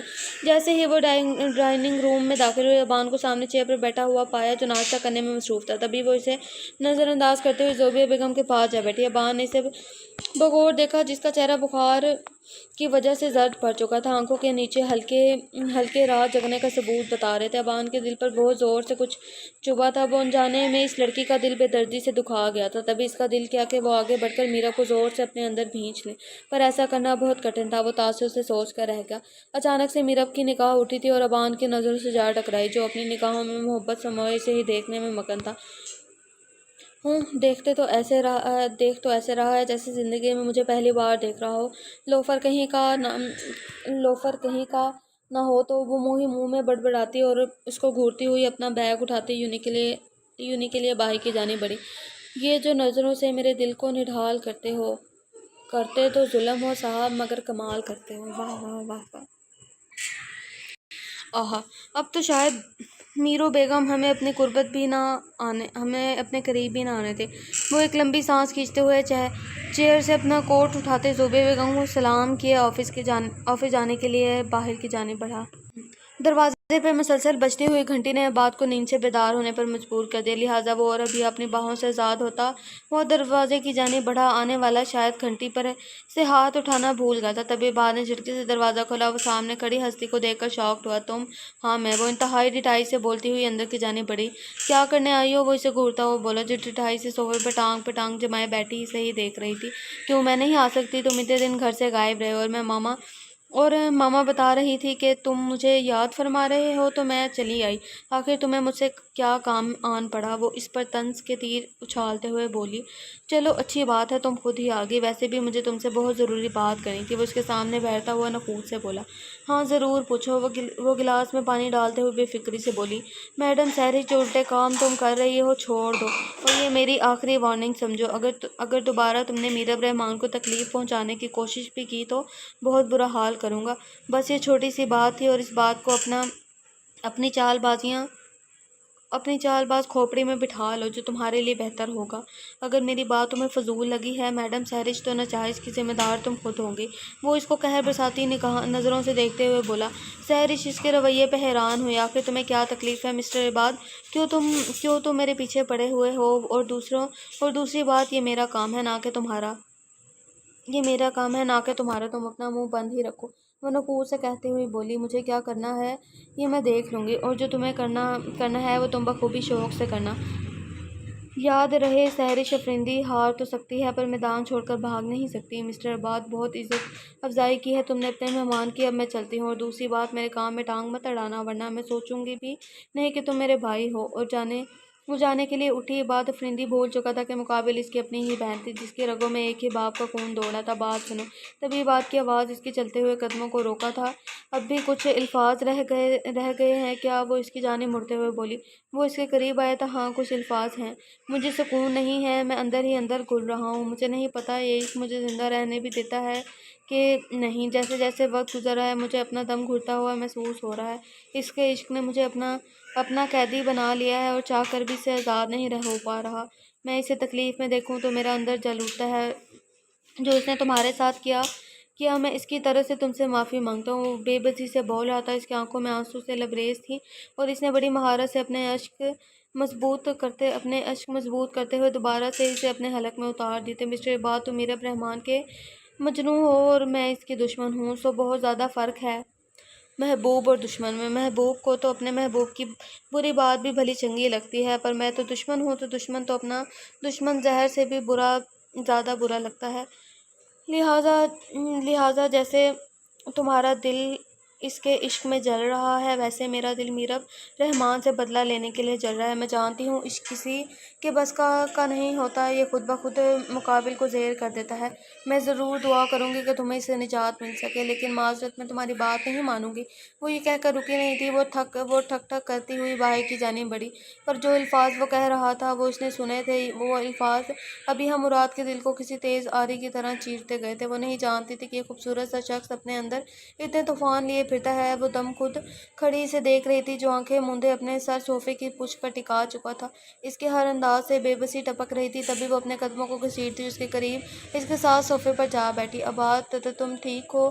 وہ اس کے کندھوں پر ہاتھ رکھتے ہوئے بولی۔ ابیحہ کی آنکھ سے ایک آنسو نکلتا ہوا عباد کے ہاتھ پر جا گرا۔ وہ اچانک چونک اٹھا تھا اور اپنے پاس بیٹھی اس خوبصورت سی لڑکی کو دیکھا جو چہرے پر انتہائی معصومیت سجائے رونے میں مصروف تھی۔ تبھی وہ اس کے قریب کھسکا۔ کیا ہوا ہے مسز افندی، کیوں رو رہی ہو تم؟ وہ بجھل آواز لیے بولا۔ کیا تم ہمیں چھوڑ دو گے؟ انتہائی بے تابی سے پوچھا گیا۔ بالکل بھی نہیں، میں پاگل ہوں جو تمہیں چھوڑوں گا، تم میری بیوی ہو، مجھے تم بے حد اچھی لگتی ہو۔ اور وہ اسے اپنے ساتھ لگاتے ہوئے پیار سے گویا ہوا۔ میں تمہارے بغیر نہیں رہ سکتی میں تمہارے بغیر کچھ نہیں مس افندی، ایسا مت سوچا کرو۔ تم پھر وہ میرب رحمان کون ہے؟ وہ سر اٹھائے اس کی جانب دیکھتے ہوئے بولی۔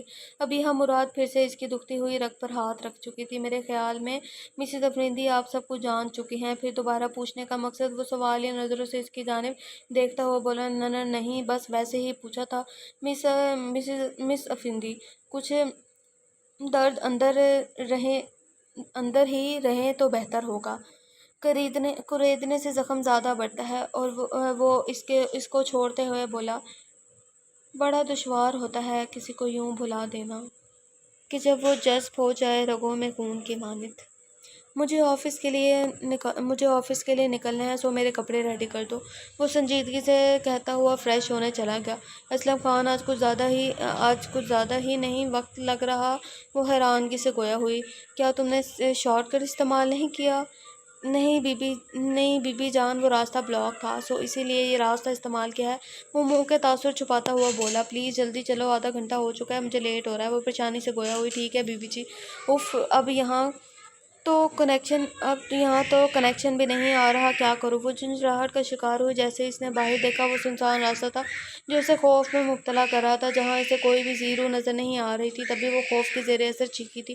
اسلم خان، گاڑی واپس گھر کی جانب موڑو، وہ کانپتے ہوئے لہجے میں بولی۔ اب ایسا نہیں ہو سکتا، ہم کافی دور نکل چکے ہیں، میں نے جتنا کہا ہے اتنا کرو، گاڑی واپس موڑو، وہ ایک لفظ چباتے ہوئے بولی۔ اچانک اسلم خان نے گاڑی روکی اور اپنا منہ پیچھے کی جانب کیا۔ بھائی تم بہت بولتی ہو، تمہارا منہ بند کرنا ہی ہوگا۔ کچھ سیکنڈ ہی لگے تھے وہ منہ کھولتی، پر اسلم خان بری مہارت سے اس کے منہ پر کلوروفارم سے بھرا ہوا رومال رکھ چکا تھا۔ اسلم خان کا مکروہ چہرہ اس کی نظروں میں گھوما تھا، تبھی وہ چکراتے ہوئے سیٹ پر گری اور کچھ سیکنڈ میں ہی بے ہوش ہو گئی۔ اسلم خان نے اس کے بتائے ہوئے ٹھکانے پر پہنچتے ہی سیرش افریدی کو کال ملائی تھی۔ دوسری جانب اسپیکرز میں سیرش کی روبدار آواز گونجی، کیا بکواس کرنی ہے، جلدی بکو بیگم صاحبہ، کام ہو گیا ہے۔ اوہ گڈ۔ اس کا دل خوشی سے جھوم اٹھا تھا۔ اس منحوس کو اندر لے جاؤ، میں راستے میں ہوں، بس تھوڑی ہی دیر لگے گی، پھر جلدی میرب رحمان کا کام ختم کرتی ہوں۔ اس کا تلخی سے بھرپور کہکہ اسپیکر میں گونجا۔ جی بیگم صاحبہ۔ اسلم خان فون بند کرتے ہی میرب کو کندھے پر اٹھائے سامنے بنے سنسان کمرے نما کال کوٹری کی جانب بڑھا، جہاں آبادی کا کوئی نام و نشان بھی نہ تھا۔ وہ اس کال کوٹری میں داخل ہوا اور اس کی زور سے زمین پر پٹکا دروازہ بند کرتا باہر کی جانب بڑھ گیا۔ اس کے دماغ میں بس ایک ہی بات گھوم رہی تھی، آخر سیرش دوبارہ کچھ الٹا سیدھا نہ کر دے۔ وہ جلد از جلد اس کے پاس جانا چاہتا تھا۔ ابیہ آباد افندی کو بغور دیکھ رہی تھی، جو ڈریسنگ ٹیبل کے سامنے کھڑا پرفیوم کا چھڑکاؤ کرتے ہوئے محبوس سے کسی سوچ میں گم تھا۔ آباد افندی، تو میرے پاس ہو کر بھی میرے پاس نہیں ہو، وہ تعصب سے سوچ کر رہ گئی۔ اس کی زندگی میں وہ پہلا مرد تھا جسے اس نے اپنے دل و جان سے چاہا تھا، پر افسوس وہ اس کا ہوتے ہوئے بھی اس کا نہ تھا۔ تبھی وہ ٹائی کے لیے اس کی جانب بڑھی۔ یہ پکڑے، ہم بریک فاسٹ لاتے ہیں۔ آپ نے صبح سے کچھ نہیں کھایا۔ ابیہ کا لہجہ آباد افندی کے لیے فکر سے بھرا پڑا تھا۔ وہ حیران ہوا تھا، آخر یہ لڑکی اسے کتنے جھٹکے اور دے گی۔ ابیہ مراد کو اس کی کبھی پرواہ نہیں ہوئی تھی، اور آج وہ اس کی فکر میں مری جا رہی تھی۔ آخر کیوں؟ کیا اس کی کوئی چال ہے؟ کیا وہ مجھ سے بدلہ لے رہی ہے؟ بہت سے سوال اس کے دماغ میں گھوم رہے تھے، جس کا جواب دینے میں وہ اس کی طرف بڑھا اور اس کے انتہائی قریب آیا۔ میں ٹائی نہیں پہنتا مسز افندی، میرا دم گھٹتا ہے، سو میں ایسی خرافات سے کوسوں دور ہی رہنا پسند کرتا ہوں۔ وہ اس کے قریب ترین آتے ہوئے بولا، جیسے ہی گوچی گلٹی کی خوشبو انتہا ابیہ کے نتنوں میں گھسی، وہ اس کی قربت میں مدہوش ہونے کو ہوئی۔ تبھی ابیہ نے اپنے حواس بحال کیے اور اپنے آپ کو سنبھالتے بھائی کی جانب بڑھی، پر اچانک آفات نے اس کی کلائی کو نرمی سے جھٹکا دیا تھا اور اس کے ساتھ سینے سے آ لگی، اور اس نے ابیہ مراد کی نازک سی کمر پر اپنے دونوں ہاتھوں کی گرفت تنگ کر لی۔ آپ کہاں چلی مسز افندی؟ ابھی میری بات مکمل نہیں ہوئی، اس کے کان میں سرگوشی کرتا بوجھل آواز لیے بولا، جو اس کے سینے پر سر رکھے کہیں کھو سی گئی تھی۔ اس کے آغوش میں سے سکون مل رہا تھا جو کافی دنوں سے ملنے نہیں پا رہا تھا۔ مسز افندی، کیا ایک سوال پوچھوں؟ پر مجھے درست جواب چاہیے۔ ابیہ نے اس بات میں سر ہلاتے ہی اتفاق کیا۔ کیا تمہیں مجھ سے محبت ہے یا کوئی بدلہ لے رہی ہو؟ سوال اچانک پوچھا گیا جو مقابل کے دل پر وار کر گیا تھا۔ وہ جھٹکے سے دور ہوئی، جس کی آنکھیں وحشت لیے ہوئے تھی۔ یہ بات اسے بھڑکا گئی تھی۔ واؤ مسٹر آباد افندی، کیا کہنے تمہارے! اگر تم جیسے شخص سے ہمیں محبت نہ ہوتی تو ہم اپنا آپ تمہیں کبھی نہ سونپتے۔ خیر، دوسری طرف مجھے اپنے دل پر بھی بہت افسوس ہے، جو ہر بار تم جیسے گھٹیا شخص کی غربت کا دیوانہ ہی ہوتا چلا جاتا ہے۔ تحفہ تمہاری سوچ پر مسٹر افندی، کیا تمہیں میری محبت بدلہ لگ رہی ہے؟ وہ جھچکیوں کی زد میں آتے ہوئے بولی، نہیں آباد افندی، تمہارا کوئی قصور نہیں۔ تمہارے اس دل میں میرا نہیں، میرب رحمان کا ڈیرا جما ہوا ہے۔ وہ اس کے دل پر اپنی شہادت کی انگلی رکھتے ہوئے بولی، جس کا عشق تمہیں منفی سوچنے پر مجبور کر دیتا ہے، تم میرے پاس ہوتے ہوئے بھی میرے پاس نہیں ہوتے۔ مجھے اچھا لگا تمہارے پیار کرنے کا اظہار مسز افندی، وہ اسے اپنی طرف کھینچتا ہوا شریر لہجے میں بولا، جو اس کی گرفت میں مچل رہی تھی۔ چھوڑو ہمیں گھٹیا انسان۔ وہ اس کے سینے پر اپنے دونوں ہاتھوں سے وار کرتی ہوئی چیخی، یار سوری، میں تمہیں تکلیف نہیں پہنچانا چاہتا تھا۔ یقین کرو مسز افندی، میرب رحمان میرا ماضی تھا، میں اسے بھولنے کی بھرپور کوشش میں لگا ہوا ہوں، اور مجھے یقین ہے کہ تمہاری محبت مجھے اس کے عشق سے رہا کر دے گی۔ وہ کہتے ہوئے اس پر جھکا اور اس کے ماتھے پر اپنے لب رکھ دیے۔ میرے لیے پوری دنیا ہو تم، اس کے آگے تمہارے بغیر کچھ نہیں۔ وہ اس کے خوبصورت سے اظہار پر شرماتی ہوئی محبت سے اس کے سینے میں اپنا سر چھپا گئی تھی۔ جب سے وہ گھر آیا تھا، اسے میرب اسے نہیں دکھائی دی تھی۔ وہ حیران ہوا تھا، وہ کھانے پر بھی نہیں آئی تھی۔ وہ اس کے کمرے کی جانب بڑھا، پر کمرہ ہنوز خالی پڑا ہوا تھا۔ وہ پریشان ہوتا ہوا بھائی کی جانب بڑھا، رحیم بابا اسلم خان کہاں ہے؟ وہ چوکیدار کو آواز لگاتے ہوئے پریشانی سے گویا ہوا۔ بڑ صاحب وہ چھوٹی بی بی کو یوں نہیں چھوڑنے گیا تھا پر ابھی تک واپس نہیں آیا۔ اس وقت تو میرا بیٹی واپس گھر آ جاتی ہیں، ہم کب سے پریشان ہیں، ان کی راہ تک رہے ہیں پر وہ ابھی تک نہیں آئے۔ ابان کا دل زور سے گھبرایا تھا۔ نہیں ایسی کوئی بات نہیں، راستے میں کچھ پرابلم ہو گیا ہوگا، میں دیکھتا ہوں، اپنے دل کو تسلی دیتا وہ گاڑی کی جانب بڑھا اور گاڑی تیزی سے یونیورسٹی کے راستے پر مڑی۔ جیسے ہی سحرش افرندی اس کمرے میں داخل ہوئے، میر الرحمان کو دیکھا جو زمین پر بے سود پڑی تھی۔ بیچاری، وہ اس کے قریب بیٹھتے اس پہ زور سے پانی کے چھینٹے مارتے ہوئے بولی جو آہستہ آہستہ بیدار ہو رہی تھی۔ جیسے ہی وہ مکمل بیدار ہوئی، اس نے اپنے سامنے سحرش کو دیکھتے ہوئے پایا جو نخوت سے اسے گھورنے میں مصروف تھی۔ ایک پل کے لیے میرب چونکی تھی، وہ ایسے ہی کھڑی ہونے کے لیے اٹھی کہ اچانک سحرش نے اسے دوبارہ واپس زمین پر بٹھا دیا۔ نانا میرب رحمان، ایسی غلطی مت کرنا، بہت زیادہ غلطیاں تم پہلے ہی کر چکی ہو، اس کا خمیازہ آج تم بھگت رہی ہو۔ میرب رحمان، تم وہ عورت جس سے میں نے اپنی زندگی میں شدید ترین نفرت کی۔ تم نے مجھ سے میری محبت کو چھین لیا، میرے بھائی کو چھین لیا، تمہاری وجہ سے ابان حیدر نے مجھے چھوڑ دیا۔ تم میرے راستے میں کسی دیوار کی مانند آئی ہو، سو میں اس دیوار کو ضرور توڑوں گی اور پھر اس دفعہ دل پر ہاتھ رکھنے کی باری ابان کی ہوگی۔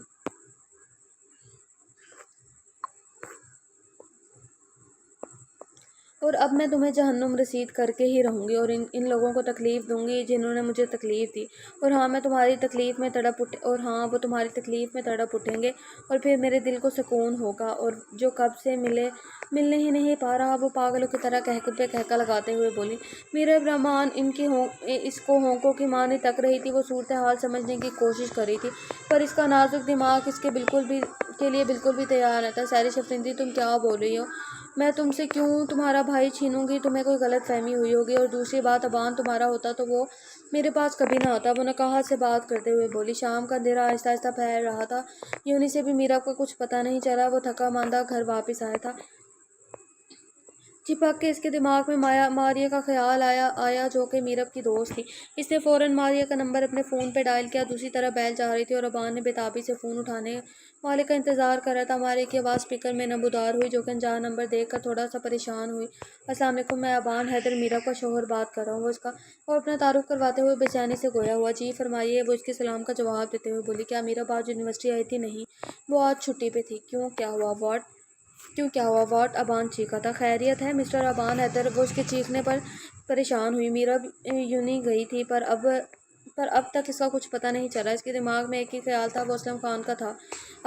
آخر اسلم خان بھی غائب ہی تھا، وہ بھلے ایسے کیوں کرے گا؟ ابان کا دماغ چکرا کر رہ گیا۔ چلیے مس ماریہ، میں پولیس کو انفارم کرتا ہوں، وہ کرب سے بولا تھا۔ ابھی میں فون رکھنے ہی والا تھا کہ دوسری طرف سے اسپیکر میں دوبارہ ماریہ کی آواز گونجی۔ دیکھیے مسٹر ابان، میں ایک ایسے شخص کو جانتی ہوں پر میں یقین سے نہیں کہہ سکتی کہ اس شخص نے کیا ہے، لیکن جہاں تک میرا اندازہ ہے اس شخص نے ہی میرب رحمان کو کڈنیپ کروایا ہوگا، کیونکہ وہ بہت دفعہ اسے دھمکیاں بھی دے چکا ہے۔ میرب آپ کو بتانا چاہتی تھی پر شاید آپ اس کی بات پہ یقین نہ کرتے، سو وہ بتا نہیں پائی۔ یہی تو میری غلطی تھی کہ میں اپنی محبت پر بھروسہ نہ کر پایا، جو محبت میں بہت ضروری ہوتا ہے۔ وہ آج میرے ہی شک میں مجھے الجھا کر رکھ دیا ہے، مجھ سے میرا سب کچھ چھین لیا ہے۔ کاش میں ایک دفعہ تو میرب رحمان پر بھروسہ کرتا تو شاید وہ کبھی بھی مجھ سے دور نہ ہوتی۔ وہ تاثر سے سوچ کر رہ گیا۔ آپ مجھے اس کا نام بتائیے، میرے ہاتھوں سے بچ نہیں پائے گا، بہت برا حال کروں گا، وہ غصے سے مٹھیاں بھینچتا ہوا بولا۔ ماریہ نے جو نام اس کو بتایا وہ اس کو شوق میں مبتلا کر گیا۔ اس کے دماغ میں بس ایک ہی نام گردش کر رہا تھا، وہ تھا اباد افرندی۔ تبھی اس نے مقابل کا شکریہ ادا کرتے ہوئے سلسلہ منقطع کر دیا۔ آج اسے جھٹکے پہ جھٹکے لگ رہے تھے۔ آخر سحرش نے جو کچھ کہا تھا وہ اس نے کر ہی دیا تھا۔ اس نے کیا کیا وہ ایسا نہیں تھا۔ سحرش کے دوست ابان حیدر کی اباد افرندی سے 2 ملاقاتیں ہوئی تھیں، لیکن وہ اسے انتہائی شریف لگا تھا۔ اسے یقین نہیں آ رہا تھا کیا اباد افرندی بھی ایسا ہو سکتا ہے۔ آخر اس کی میرب رحمان سے کیا دشمنی ہوگی؟ کیا سحرش اباد افرندی کے دوست کے ذریعے سے کروا رہی ہے یہ کام؟ کیا وہ ایڈٹس بھی سحرش نے ہی بھجوائی تھی؟ اس کا دماغ الجھ کر رہ گیا تھا۔ آخر کیوں ایسا کر رہے ہو تم دونوں؟ وہ چیختا ہوا بولا۔ کیوں میری میرب کو مجھ سے چھین رہے ہو؟ وہ پاس پڑی چیزیں غصے سے دیوار پر مارتا ہوا بولا۔ تم دونوں میرے اور میرب کی راہ میں حائل ہوئے ہو، تم بھول چکے ہو کہ تم لوگ ابان حیدر سے پنگا لے رہے ہو، تم دونوں میرے عتاب سے بچ نہیں سکتے۔ وہ فون پر کوئی نمبر ملاتا ہوا بھائی کی جانب بڑھا۔ مسز افرندی، لاک کرو دروازہ بوبیا کو آواز لگاتے ہوئے بولا، جو کہ جلدی میں تھا۔ اوکے مسٹر، تم جاؤ، ہم آ رہے ہیں۔ وہ اسے چھیڑتے ہوئے بولی، مس افرندی، تم کبھی باز نہیں آؤ گی؟ وہ منہ پہ مصنوعی ناراضگی سے جیسے گھورتا ہوا بولا، بھلے، ہم کیوں ناراض آنے والے، یہ کام ہمارا ہے، اور تم ہمارے پیارے سے شوہر ہو، تو ہم تمہیں نہیں شوہر ہو تو ہم نہیں ہم تمہیں نہیں تو ہم تمہیں نہیں تو پھر تو ہم تمہیں نہیں پھر کس کو تنگ کریں گے؟ وہ منہ بسوڑتے ہوئے بولی، یار کچھ ورڈز ایسے لکھے ہوئے، اس لیے میں بار بار اڑ رہی ہوں۔ ہا ہا ہا ہا ہا۔ اچھا ٹھیک ہے، کر لیا کرو۔ وہ اس کی طرف مسکراہٹ اچھالتا باہر کی جانب بڑھ گیا۔ جیسے ہی وہ گاڑی کی جانب بڑھا، اچانک سے اس کا فون چیخ اٹھا، اور وہ قطع نہیں اٹھانا چاہتا تھا، پر پھر بیزاری سے کال اٹینڈ کر کے آیا کوئی ضروری کال ہو۔ دوسری طرف سے انتہائی غصے سے سلامتی بھیجی گئی۔ وہ حیران ہوا، کیسے ہو عباد افرندی؟ میں ابان حیدر بول رہا ہوں، پہچانے مجھے؟ اوہ، میرے خیال نہیں، میں سیرش کا ایکس بول رہا ہوں۔ مقابل کو اس کا لہجہ بھڑکا ہی تو گیا تھا۔ مسٹر ابان، میں آپ کو جانتا ہوں، سو آپ کو تعارف کروانے کی کوئی ضرورت نہیں۔ وہ غصے سے بولتا ہوا گاڑی میں جا بیٹھا۔ آخر میں وجہ جان سکتا ہوں کہ آپ نے میرب سے کیا لینا ہے؟ آخر کیا دشمنی ہے آپ کی؟ کیوں کروایا میرب کو کڈنیپ؟ وہ غصے سے چیخا تھا۔ جس کا عباد افرندی کو ڈر تھا وہی ہوا۔ اس کا دل زور سے دھڑکا تھا۔ آخر تم اتنا غصہ کیوں کر رہے ہو؟ تسلی سے بھی بات ہو سکتی ہے، تم پلیز بات کو سمجھنے کی کوشش کرو۔ میں بھلے یہ کیوں کروں گا؟ مجھے بہت افسوس ہے کہ تم بات کی گہرائی تک نہیں پہنچے اور مقابل پہ چیخنا شروع ہو گئے۔ کیا تم یقین سے کہہ سکتے ہو کہ یہ کام میں نے ہی کیا؟ وہ سوالیہ انداز لیے بولا تھا۔ میں نہیں جانتا، پر تم سیرش کے بھائی ہو، اور تم میرب کو دھمکیاں بھی دے چکے ہو، اور آخر بات سے کیوں مکر رہے ہو مسٹر عباد؟ وہ بھڑکا تھا۔ ہاں، میں نے دھمکی دی تھی، اور میں نے اپنی غلطی پر میرب رحمان سے معذرت بھی کر لی تھی، کیونکہ میں سیدھے راستے سے بھٹک چکا تھا اور کچھ شیطان کے بہکاوے میں بھی آ گیا تھا، لیکن خدا نے مجھے جلد ہی سیدھی راہ پر ڈال دیا، اور میں اپنے رب کا شکر گزار ہوں۔ اور باقی جو کچھ بھی کیا وہ سیرش نے کیا، یہاں تک کہ وہ تصاویر بھی تمہیں سیرش نے ہی بھجوائی تھی۔ وہ جو کچھ تمہاری وجہ سے کر رہی ہے، تم جانتے ہو بہت ضدی ہے، اور میں کافی دفعہ اسے منع کر چکا ہوں، پر وہ باز نہیں آ رہی۔ لیکن اگر تم چاہتے ہو میرب کو نقصان نہ پہنچائے، تو ہمیں جلد از جلد اس تک پہنچنا ہوگا۔ وہ پریشانی سے گویا ہوا۔ ابان کو اپنے سارے سوالوں کے جواب مل چکے تھے۔ وہ سیرش کی دھمکیوں کو بلائے نئی زندگی کی شروعات کر چکا تھا، پر وہ نہیں جانتا تھا کہ اس کے آنے والی زندگی میں کتنا بڑا طوفان رونما ہونے والا ہے۔ تم پلیز اسے فون کرو، وہ کہیں اسے کوئی نقصان نہ پہنچا دے۔ میرا نمبر اس نے بلاک کیا ہوا ہے۔ اس کے لہجے میں بے بسی ہی بے بسی تھی۔ اس کی آواز اذیت سے بھرپور تھی۔ وہ شاید مقابل کا بھی حال اس سے کچھ کم نہ تھا۔ وہ اسے فون کرتا، اگر نمبر ٹریس ہو جاتا تو بہت زیادہ فائدہ ہو کر نقصان ہونے سے بچ جائے گا۔ وہ سنجیدگی سے بولا، اوہو، تم ٹھیک کہہ رہی ہو۔ ہاں، میں سمجھی تھی۔ وہ ابان وہ ایڈٹ دیکھ کر تمہیں ضرور طلاق دے گھر سے دفع کر دے گا، جبکہ ایسا کچھ نہیں ہوا۔ میرا اس دل پہ انگارے دہک رہے ہیں، مجھے بہت تکلیف ہو رہی ہے۔ میرب رحمان، میں نے ابان سے محبت کی تھی، اس نے مجھے محبت میں دھوکہ دیا، اور اس کی قصوروار صرف اور صرف تم ہو۔ اگر تم ہماری زندگی میں نہ آتی تو شاید وہ مجھے نہ چھوڑتا۔ وہ چیخ چیخ کر بیان کرتے ہوئے اس کے قریب آئی تھی۔ تم پہلے سے ہی ابان حیدر کو اپنی جانب راغب کر چکی تھی۔ وہ نہ چاہ کر بھی تمہارے ہوتے ہوئے بھی میرے پاس کبھی واپس نہیں لوٹ سکتا تھا، کیونکہ تم اپنا جادو اس پر چلا چکی تھی، جسے عباد افرندی کو تم نے مجھ سے چھین لیا۔ تم جانتی ہو، وہ میرا اکلوتا بھائی تھا، وہ میری کسی بھی بات کو نہیں ٹالتا تھا۔ جو میں کہتی تھی وہ آنکھیں بند کیے کرتا ہی چلا جاتا تھا، چاہے وہ کتنا بھی مشکل کام کیوں نہ ہو، پر وہ مجھے انکار نہیں کرتا تھا۔ پر افسوس کہ وہ تمہارے جھانسے میں آ گیا، تم سے عشق کر بیٹھا، اور مجھے تمہارے ہی راستے سے ہٹانے کے لیے چالیں چلنے لگا۔ ہاں، اب بھی شاید وہ تمہیں ڈھونڈ رہا ہوگا، لیکن بہت فکر ہے اسے تمہاری۔ وہ تمہاری خاطر کسی کی جان بھی لے سکتا ہے، وہ دیکھ بھی سکتا ہے۔ وہ ہونٹوں پر تلخ مسکراہٹ لیے درد سے مسکرائی تھی۔ میرب شوق تھی۔ ابان افرندی کا رویہ اسے آج سمجھ آ گیا تھا۔ آخر وہ اس قدر نرم رویہ کیوں اپنائے ہوئے تھا؟ عباد افرندی، تم غلط راستے کے مسافر بن چکے ہو، جس منزل تک پہنچنا ناممکن تھا۔ تم اپنے دل کے ساتھ کھیل رہے ہو، تم اپنے آپ کو دھوکہ دے رہے ہو، آخر جو تمہارا ہے ہی نہیں تم اس کے پیچھے بھاگ رہے ہو، اور شاید تم کبھی بھاگتے بھاگتے کسی انجان راہ پر بھٹک جاؤ، جو تم ہو بھٹک جاتے ہو، جہاں سے تمہیں اپنا آپ موڑنا انتہائی دشوار سا لگتا ہے، اور تم چاہ کر بھی اپنے آپ کو موڑ نہیں پاؤ گے۔ وہ تاثر سے سوچ کر رہ گئی تھی، وہ جان چکی تھی کہ وہ بے قصور تھا، پر وہ ہمیشہ اسے غلط کہتی آئی تھی، جبکہ وہ اف تک نہیں کرتا تھا، اور سحرش کا ہر الزام اپنے اوپر سہ لیتا تھا۔ آخر یہ سب سحرش افرندی کا نہیں کیا تھا، آخر یہاں تک کہ وہ بےہودہ ایڈٹس بھی وہ اس سے ابان کا بدلہ لے رہی تھی۔ میرب پہ آج حقیقت کی حقیقت کے پردے کھل کے رہ گئی تھی، جو اس کے دماغ کو مفلوج کرنے کے لیے کافی تھی۔ آیا اس قدر بھی گھٹیا ہو سکتا ہے، جو اسے کسی سائیکو سے کم نہیں لگ رہی تھی۔ میرب کا دل کیا کہ اس پاگل لڑکی کو ایک گھما کر مار دے، جو کافی ڈھیٹ واقع ہوئی تھی۔ مس سحرش افرندی، اب تم مزید اپنی گھٹیا بکواس بند کرو، جتنا تم نے گھٹیا بولنا تھا تم بول چکی ہو، اور ایک بات یاد رکھو، تم ایڈی چوٹی کا بھی زور لگا لو تو تم میرب رحمان کو ابان حیدر سے کبھی بھی جدا نہیں کر پاؤ گی۔ یہ تمہاری غلط فہمی ہے کہ تم مجھے مار دو گی اور ابان کو حاصل کر لو گی۔ کچھ زیادہ ہی خوش فہمیاں ہیں تمہیں۔ وہ اس کے سامنے کھڑی ہوتے اس کو نخوت سے گھورتے ہوئے، اس پر طنز کے تیر اچھالتے ہوئے بولی، افسوس تمہارا کچھ بھی نہیں ہو سکتا۔ میرے خیال میں تمہارے دماغ کا ایک پرزا ڈھیلا ہے، سو بس اگر تم اس کو تھوڑا سا ٹائٹ کروا لو تو کچھ ایسی حرکتوں سے باز آ جاؤ جو تمہیں پاگل بنائے ہوئے ہیں۔ وہ اسے زج کرتے ہوئے بولی، اور مقابل تب کا رہ گئی تھی۔ کیا تم مجھے پاگل بول رہی ہو؟ سحرش حیرت سے دنگ ہوئی تھی۔ ہاں ہاں ہاں، آج میرے مقابلے تم ہی تو ہو نا، لہٰذا تمہیں ہی بولوں گی، میرب ڈٹائی سے بولی۔ تمہیں میں نہیں چھوڑوں گی۔ تبھی سحرش نے غصے سے پستول اس کی کنپٹی پہ تان دی۔ میرب اندر سے کانپ رہی تھی، پر اس نے مقابل پر اپنا ڈر واضح نہیں ہونے دیا تھا۔ جبکہ وہ ہلکا سا بھی ڈر جاتی تو مقابل اسے زیر کرنے میں تھوڑی سی بھی دیر نہ لگاتا، سو وہ خاموشی سے بہادر بنی اپنے ڈر کو اندر ہی اندر ضبط کر گئی تھی۔ اس سائیکو سے کسی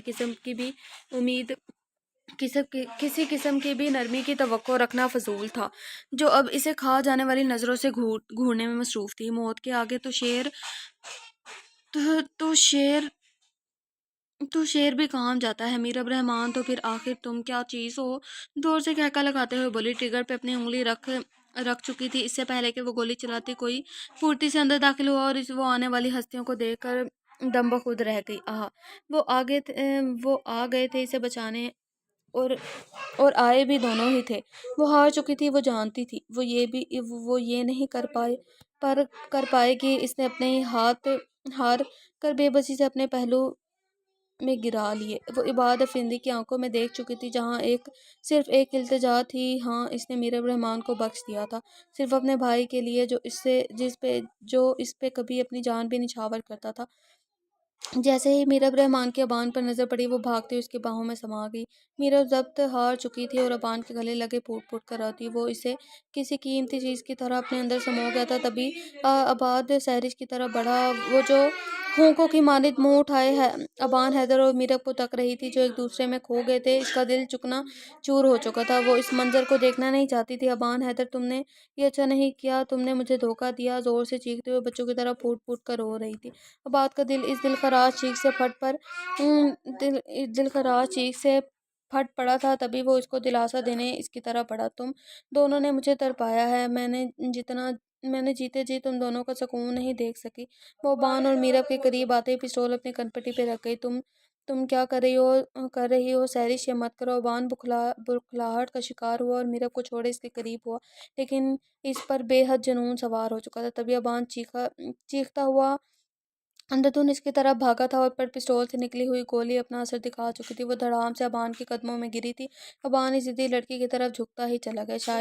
شاید کیا اس کے بھاگنے میں وقت زیادہ لگ گیا تھا۔ یہ آیا ظلم، وقت نے کچھ زیادہ ہی جلدی کر دی تھی۔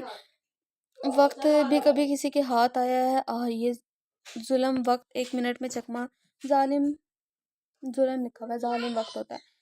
ظالم وقت ایک منٹ میں چکما دیے مقابل کی دنیا تہس نہس کیے اپنے اندر دردناک چیختے چھوڑے بے دردی سے گزر چکا تھا۔ عباد کی حالت دیکھتے ہی میرب کا ایک آنسو زمین پر کہیں گم سا ہو گیا تھا۔ بس ایک شخص تھا جو پھوٹ پھوٹ کر رو رہا تھا، اپنی بہن کی میت پہ بین کر رہا تھا۔ وہ اسے روتا ہوا دیکھ رہی تھی، وہ جو ہر چیز سے بے نیاز خون سے لطپت سہرش کو اپنے گود میں لیے اس کو واپس بلا رہا تھا، جسے کبھی واپس نہیں آنا تھا۔ پاس بیٹھا ابان اسے اپنے ساتھ لگائے دلاسا دے رہا تھا، جو اب روتے ہوئے کیفیت میں جا چکا تھا۔ بس کچھ لوگ محبت تو کرتے ہیں، پر اس محبت کا اپنے سر کو پر کسی جنون کی معنی سوار کر لیتے ہیں، اپنی ضد بنا لیتے ہیں، اور یہی حال سحرش افرندی کا ہوا تھا، جو اپنی ضد میں ہار چکی تھی، اپنی ہی جان کی دشمن بن گئی تھی۔ سحرش کا دنیا سے رخصت ہوئے ایک ہفتہ بیت چکا تھا۔ افرندی صاحب پہ تو گویا تختہ طاری ہو گیا تھا، جو اپنے لبوں پر خاموشی سے جائے وقت کے گزر جانے کے انتظار کرتے رہے، اور دوسری طرف فاریہ بیگم کو فالج کا اٹیک ہوا تھا، اور زبان بھی گویا بولنے سے محروم ہو چکی تھی۔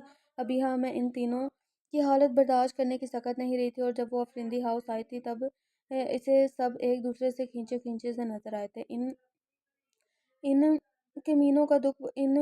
مکینوں کا دکھ بہت بڑا تھا، اور اس کا دلاسا ان کے آگے بہت چھوٹا سا پڑ جاتا، پر وہ ایک عزم سے اپنے اندر ایک پختہ ارادہ لیے اٹھی تھی، اور ان کو ضرور دوبارہ ہنستی کھیلتی زندگی کی طرف لائے جو ان سے روٹھ گئی تھی۔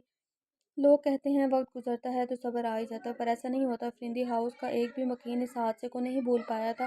ہاں، کچھ حادثہ بھی ایسے ہوتے ہیں جو اپنے ساتھ بے دردی سے روحوں کو جسم سے نوچ لے جاتے ہیں، لہٰذا یہ حادثہ بھی افرندی ہاؤس کے مکینوں کو پتھر کی مورت بنا گیا تھا۔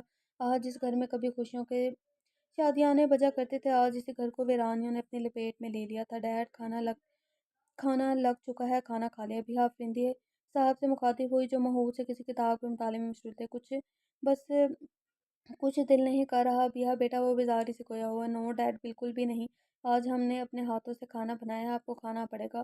وہ دو ٹوک لہجے میں گویا ہوئی۔ اوہ ماشاءاللہ، ہماری بیٹی نے کھانا بنایا ہے تو ہم ضرور کھائیں گے۔ وہ بشاشیت سے بولتے ہوئے کتاب بند کیے اس کی طرف متوجہ ہوئے۔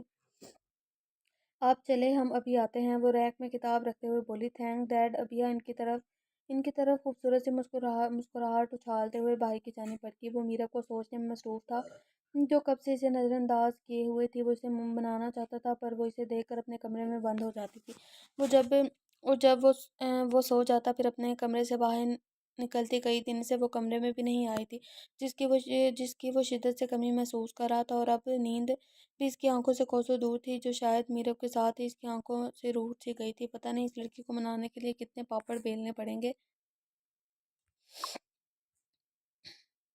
جو ہاتھ آنے کا نام ہی نہیں لے رہی۔ وہ کچھ سوچتے ہوئے میرب کے کمرے کی جانب بڑھا۔ وہ جانتا تھا کہ دروازہ لاکڈ ہی ہوگا۔ وہ جو ہی اس کے دروازے پر دستک دینے کے لیے ہاتھ بڑھایا، اچانک دروازہ جھٹکے سے واں ہوا۔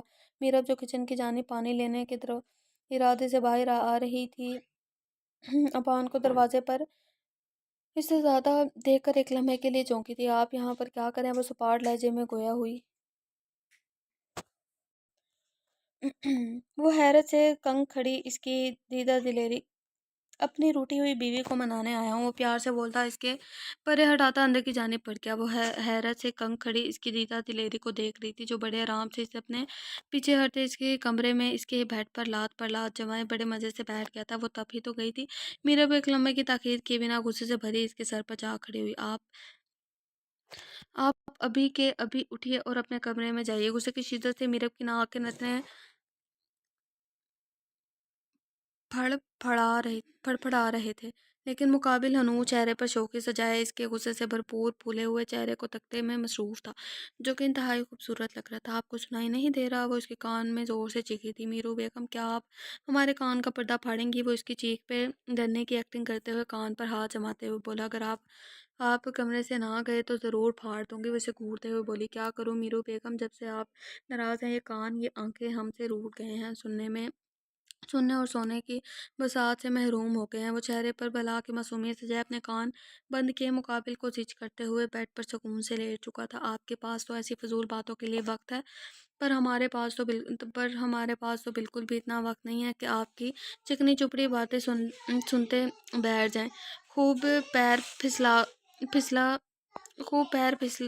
پھسلا کر سوئے، اگر جگہ کم پڑ آئی تو زمین پر بوری بستر ڈال لیجیے گا۔ وہ غصے کی شدت سے زور سے زمین پر پیر پٹکتی ہوئی بھائی کی جانب بڑھی، پر مقابل پہ کسی شیر کی مانند تیز نکلا تھا، جس نے ایک ہی وار میں پھو پھو کرتی جنگلی بلی کو جھٹکے سے اپنے برابر کر لیا تھا، اور اس کی کمر کو اپنے مضبوط حصار سے پکڑے اپنے سامنے لگا لیا تھا۔ میرو یار کب ایسے رہو گی، میں جانتا ہوں میں غلطی پر تھا، میرا قصور تھا، میں یہ بھی جانتا ہوں کہ میں نے کیا وہ ہرگز جو میں نے کیا وہ ہرگز قابل قبول نہیں، لیکن آخری دفعہ مجھے معاف کر دو، میرے لیے گویا ایک پل تمہارے بغیر گزارنا صدیوں پر محیط ہے۔ تم کچھ پل کے لیے میری نظروں سے اوجھل ہو جاتی ہو تو میری زندگی رک سی جاتی ہے۔ وہ اس کے چہرے کو چومتی ہوئی کچھ آوارہ لٹوں کو کان کے پیچھے کرتا اس کی آنکھوں میں وار فتکی سے دیکھتے ہوئے بولا تھا، پاپا پلیز بار بار مجھ سے معافی مانگ کر مجھے شرمندگی کے کٹکرے میں مت دسائیں۔ جو میری زندگی میں تھا، چاہے اچھا تھا چاہے برا تھا، وہ مجھے ملنا ہی تھا۔ بس آپ اپنی ہی جان سے پیارے ایک پل میں عزت کی دھجیاں بکھیر کر رکھ دیں تو بہت تکلیف ہوتی ہے۔ آپ جانتے ہیں اذیت کیا ہوتی ہے؟ جب خود کو خود ہی صبر سے اپنی ہستی میں سمیٹنا پڑے اور ہر وقت یہی خوف سا لگا رہے کہ کہیں یہ دنیا والے نہ ہمیں دکھوں کی کھوج لگاتے لگاتے ہمارے اندر تک پہنچ جائیں۔ یہ ہوتی ہے اذیت۔ آپ کہتے تھے کہ اپنی میرب کی آنکھوں میں ایک آنسو نہیں دیکھ سکتا، پر آپ نے مجھے وہ تکلیف دی جس کے متعلق میں کبھی سوچ بھی نہیں سکتی۔ مسٹر حیدر، مرد کبھی بھی عورت جیسی محبت نہیں کر سکتا۔ وہ اپنے اندر کے خالص جذبات مرد کو کی جھولی میں ڈالے اس پر اپنے دل و جان سے یقین کر بیٹھتی ہے، پر مرد خالص جذبات کی ایک پل میں توہین کے اس کے منہ پر لپیٹ کر پھینک دیتا ہے۔ اس کا ایک آنسو اس کی گال سے پھسلتا ہوا اس کے بالوں میں خاموشی سے جذب ہو گیا۔ پھوٹ پھوٹ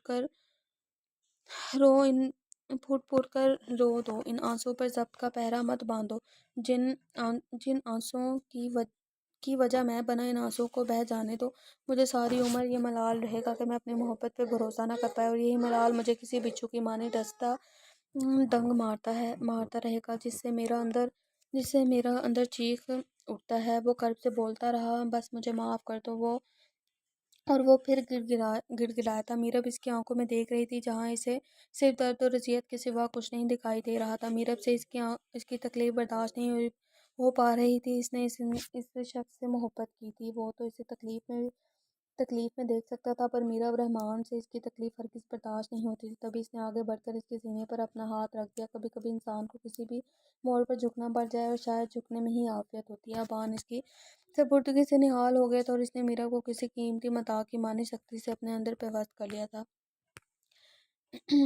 کبھی لفظ بھول جاؤں، کبھی بات بھول جاؤں، کبھی اس قدر چاہوں کہ اپنی ذات بھول جاؤں، اٹھ کر کبھی جو تیرے پاس سے چل دوں، جاتے ہوئے خود کو تیرے پاس بھول جاؤں۔ کیسے کہوں تجھ سے کہ کتنا چاہا ہے تمہیں، اگر کہنے پہ تمہیں آؤں تو الفاظ بھول جاؤں۔ وہ مخمور لہجے میں بوجھل آواز لیے ان خوبصورت سے الفاظوں کو کسی رس کی مانند اس کے کانوں میں انڈیل رہا تھا۔ میرب اس کی آواز کے سحر میں بری طرح جکڑی جا چکی تھی۔ وہ جبہم کر اس کے سینے میں منہ چھپا گئی۔ کچھ رات کی خاموشی اور کچھ چاند کی دھیمی دھیمی سی روشنی کھلی کھڑکی سے اندر آتے ماحول کو خوابناک بناتے ہوئے ان دونوں پر پڑ رہی تھی، جو ایک دوسرے میں کھو گئے تھے۔ ٹیبل پر ہنوز خاموشی تھی، سب کھانا کھانے میں مصروف تھے۔ اچانک افندی صاحب آواز سے مخاطب ہوئے۔ جو کھانا کم کھا رہا تھا سو زیادہ رہا تھا۔ تم صحیح سے کیوں نہیں کھا رہے؟ ہم کب سے نوٹ کر رہے ہیں، تم کھا کم اور سو زیادہ رہے ہو۔ لیکن وہ ہنوز خاموش تھا۔ اس کی خاموشی ابیہ کو چبھ سی گئی تھی۔ برخوردار وقت ہمیشہ رکتا نہیں ہے، کبھی اپنی جھولی غموں سے بھر لاتا ہے تو کبھی دکھوں سے۔ وہ جو دکھ دیتے ہیں وہ زندگی کا حصہ ہوتے ہیں، جو مقابل کو روند کے رکھ دیتے ہیں۔ ہر انسان کا ایک وقت مقررہ ہوتا ہے، اور سبھی کو اس وقت پر جانا ہوتا ہے۔ لہٰذا یہی زندگی کی تلخ حقیقت ہے جو ہم سب کو قبول کرنے کے لیے بالکل بھی تیار نہیں ہوتے، اور مرے ہوئے لوگوں کو یاد کر کے اپنی ہی زندگی سے سکون چھین لیتے ہیں۔ وقت پرانے زخموں پر مرہم تو رکھ دیتا ہے، اور وہ بھر بھی جاتے ہیں، لیکن اگر ہم خود ہی اس غم کو بار بار کریدیں تو وہ غم پھر سے پھوٹنا شروع ہو جائے گا، جو ایک ناسور کی شکل اختیار کر لے گا۔ میں تم سے ایک گزارش کروں گا، ماضی کو بھول کر حال پر دھیان دو۔ جیسے تم یہ بے بنیادی سی زندگی گزار رہے ہو، یہ بالکل بیکار ہے۔ آفس تو تم بالکل بھی نہیں دیکھ رہے، آج سے ہی آفس جوائن کرو۔ اور وہ اسے پیار سے سمجھاتے ہوئے بول رہے تھے۔ ان کی کہی بات بہت گہرائی لیے ہوئے تھی، جو بعد افندی کے دل پر جا لگی تھی۔ زندگی نے اسے بہت بڑا سبق سکھا دیا تھا۔ وہ خود بھی اپنے तल्ख माजी से पीछा छुड़वाना चाहता था जो इसे एक मजबूत मर्द से कमज़ोर मर्द बना गया था। जी डैड, आपकी बात काबिल गौर है। मैं ज़रूर कोशिश करूँगा कि मैं इन बातों पर पूरा उतर उतर सकूँ। शाबाश बरखुरदार, हमें तुमसे यही उम्मीद थी। जीते रहो।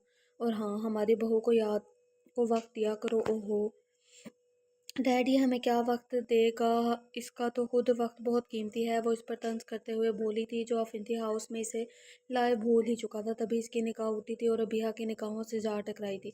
वो खूनख्वार नज़रों से इसे घूरने में मसरूफ़ थी। वो इसका फूला हुआ चेहरा देखकर अपना बेसाख्ता मरने वाला कहका मुश्किल दबा गया था।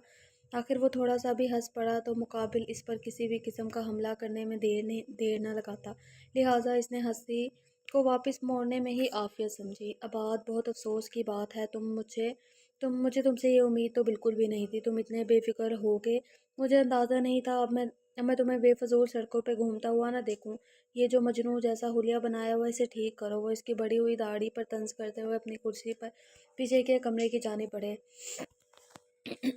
तभी इसने तभी इसने अबिहा की जानिब रुख किया जो अपने अपने पूरे दांत निकाले हंसने में मगन थी। इसकी हंसी ने इसके दिल जला कर रख दिया था। बहुत हंसी ही नहीं आ रही तुम्हें? वो एक एक लफ्ज़ चबाते हुए बोला जो वाज़े तौर पर इसके गुस्से का पता दे रही थी, पर मुकाबिल भी शायद कुछ ज़्यादा ही ढीठ वाक़या हुआ था।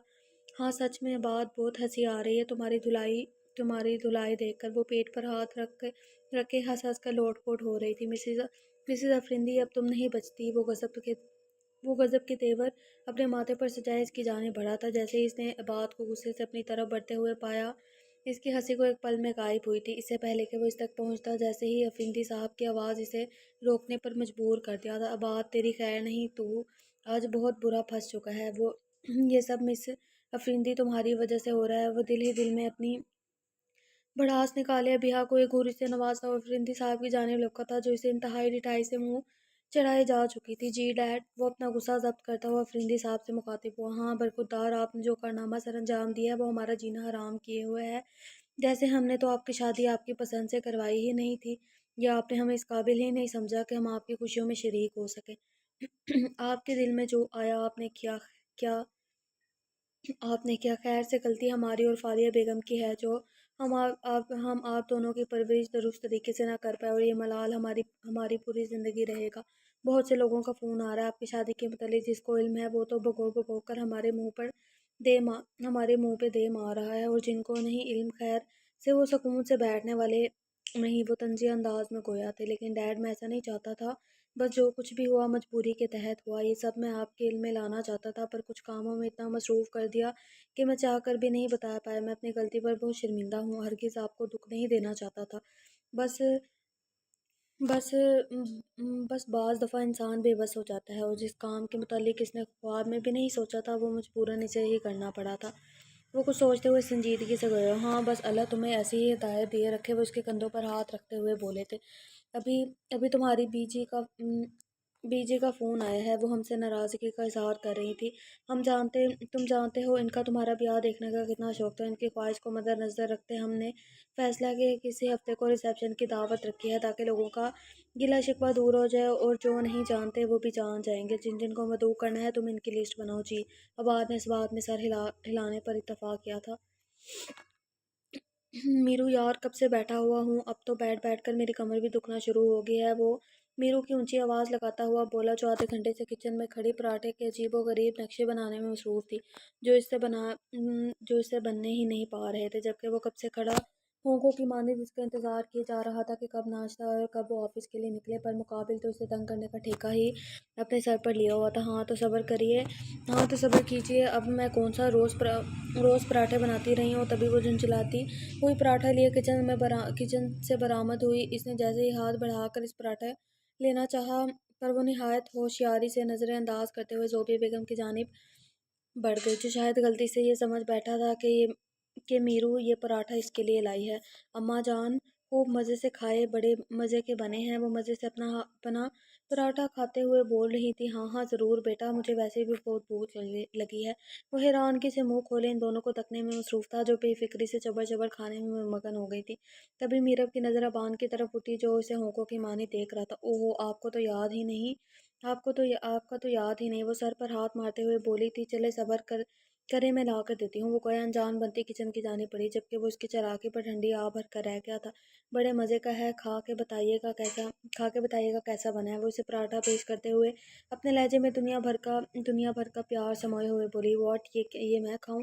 اتنی دیر کے بعد لائی ہو، اور وہ بھی کوئلے کی طرح سڑا ہوا۔ وہ سڑے ہوئے پراٹھے کو دیکھ کر جل بھن ہی تو گیا تھا، جو انتہائی عجیب و غریب شکل اختیار کیے ہوئے تھا۔ ہاں تو کھا کر دیکھیے، جو چیز شکل سے اچھی نہیں ہوتی وہ چیز کھانے میں بہت لذیذ ہوتی ہے۔ وہ ناک سے مکھی اڑاتے ہوئے بولی، شکریہ، تم نے میری نالج میں اضافہ کر دیا، ورنہ شاید میں جان ہی نہ پاتا۔ وہ اس سے طنز کے تیر اچھالتا ہوا بولا، میرے جھٹکے سے اس کے سامنے سے پراٹھا اٹھا گئی، جائیے باہر سے کھائیں، پر میرے پراٹھے میں سے نقص مت نکالیے۔ وہ اسے گھورتے ہوئے بولی، جا رہا ہوں، ویسے بھی عورتوں سے کون جیت سکتا ہے۔ وہ اس سے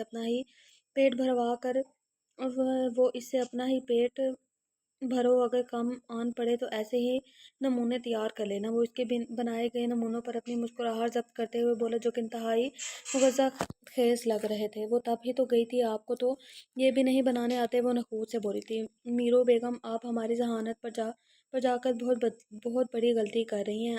ہم اس سے بھی زبردست نمونے تیار کر سکتے ہیں، تو پھر کھڑے میرا منہ کیوں دیکھ رہے ہیں؟ بنا کے کھا لیں۔ وہ کندھے اچکاتے ہوئے واپس کچن میں جانے کے لیے مڑی تھی، تبھی ابان سرحد سے اس کے راستے میں آیا، تمہیں تو واپسی پہ سیدھا کروں گا۔ وہ اسے شوخی سے آنکھ مارتا ہوا باہر کی جانب بڑھ گیا۔ بہت تنگ کیا تم نے آج میرے بیٹے کو، زوبیہ بیگم میرو کو دیکھتے ہوئے بولی، جو ابان کو کوسنے میں مصروف تھی۔ آپ کے بیٹے نے مجھے کم تنگ کیا ہے؟ جو کیا ہے، ابھی تو انہیں خوب چٹخارے بھرے مزے دینے ہیں۔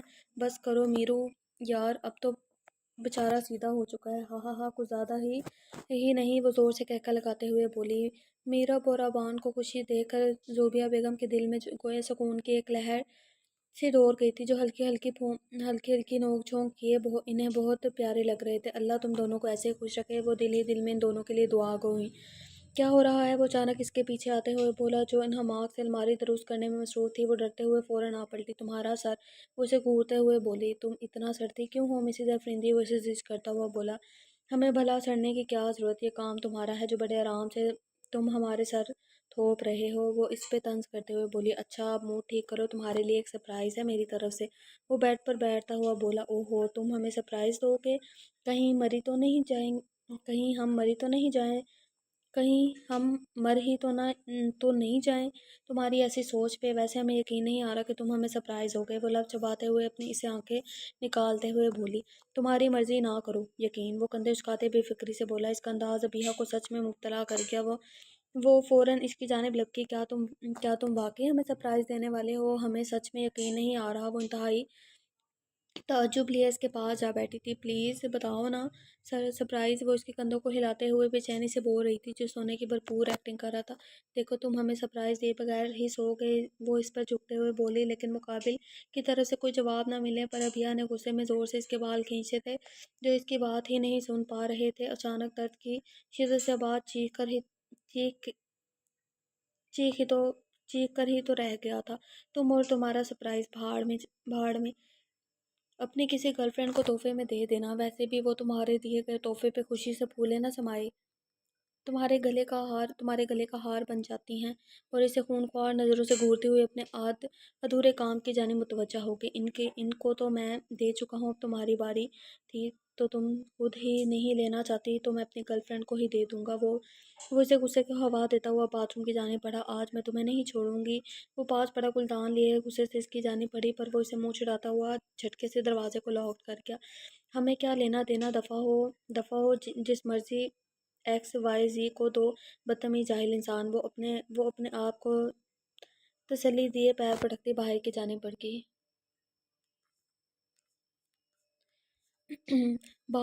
بات ہی نہیں کرنے پا رہے۔ وہ اس کی خاموشی پر چوٹ کرتے ہوئے بولے جو کب سے انہیں نظر انداز کیے ہوئے تھا، دیکھیے مسٹر درانی، آپ جا سکتے ہیں، میرے پاس ان فضول باتوں کا وقت نہیں۔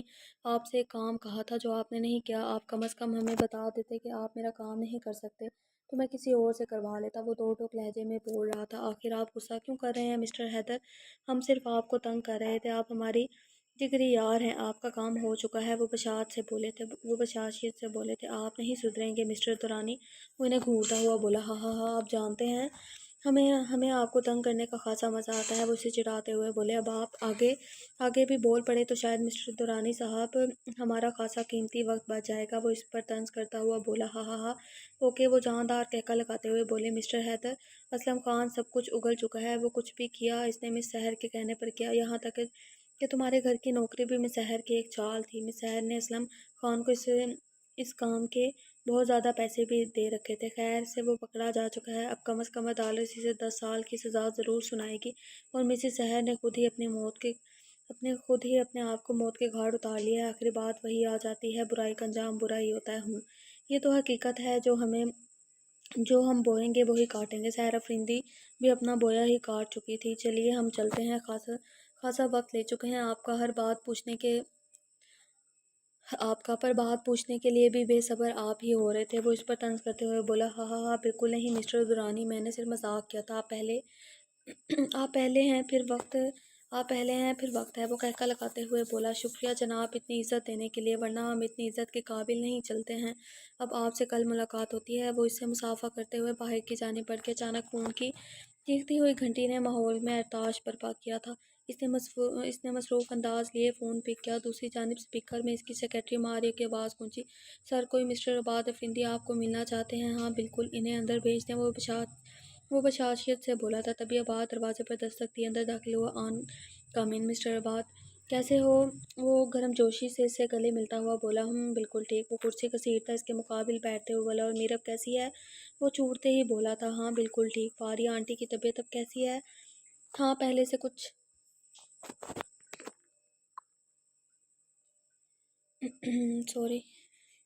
ہاں پہلے سے کچھ بہتر ہے، پر یار کچھ بول نہیں پاتی۔ کچھ دکھ بہت بڑے ہوتے ہیں جو انسان کو اندر ہی اندر سے کھا جاتے ہیں۔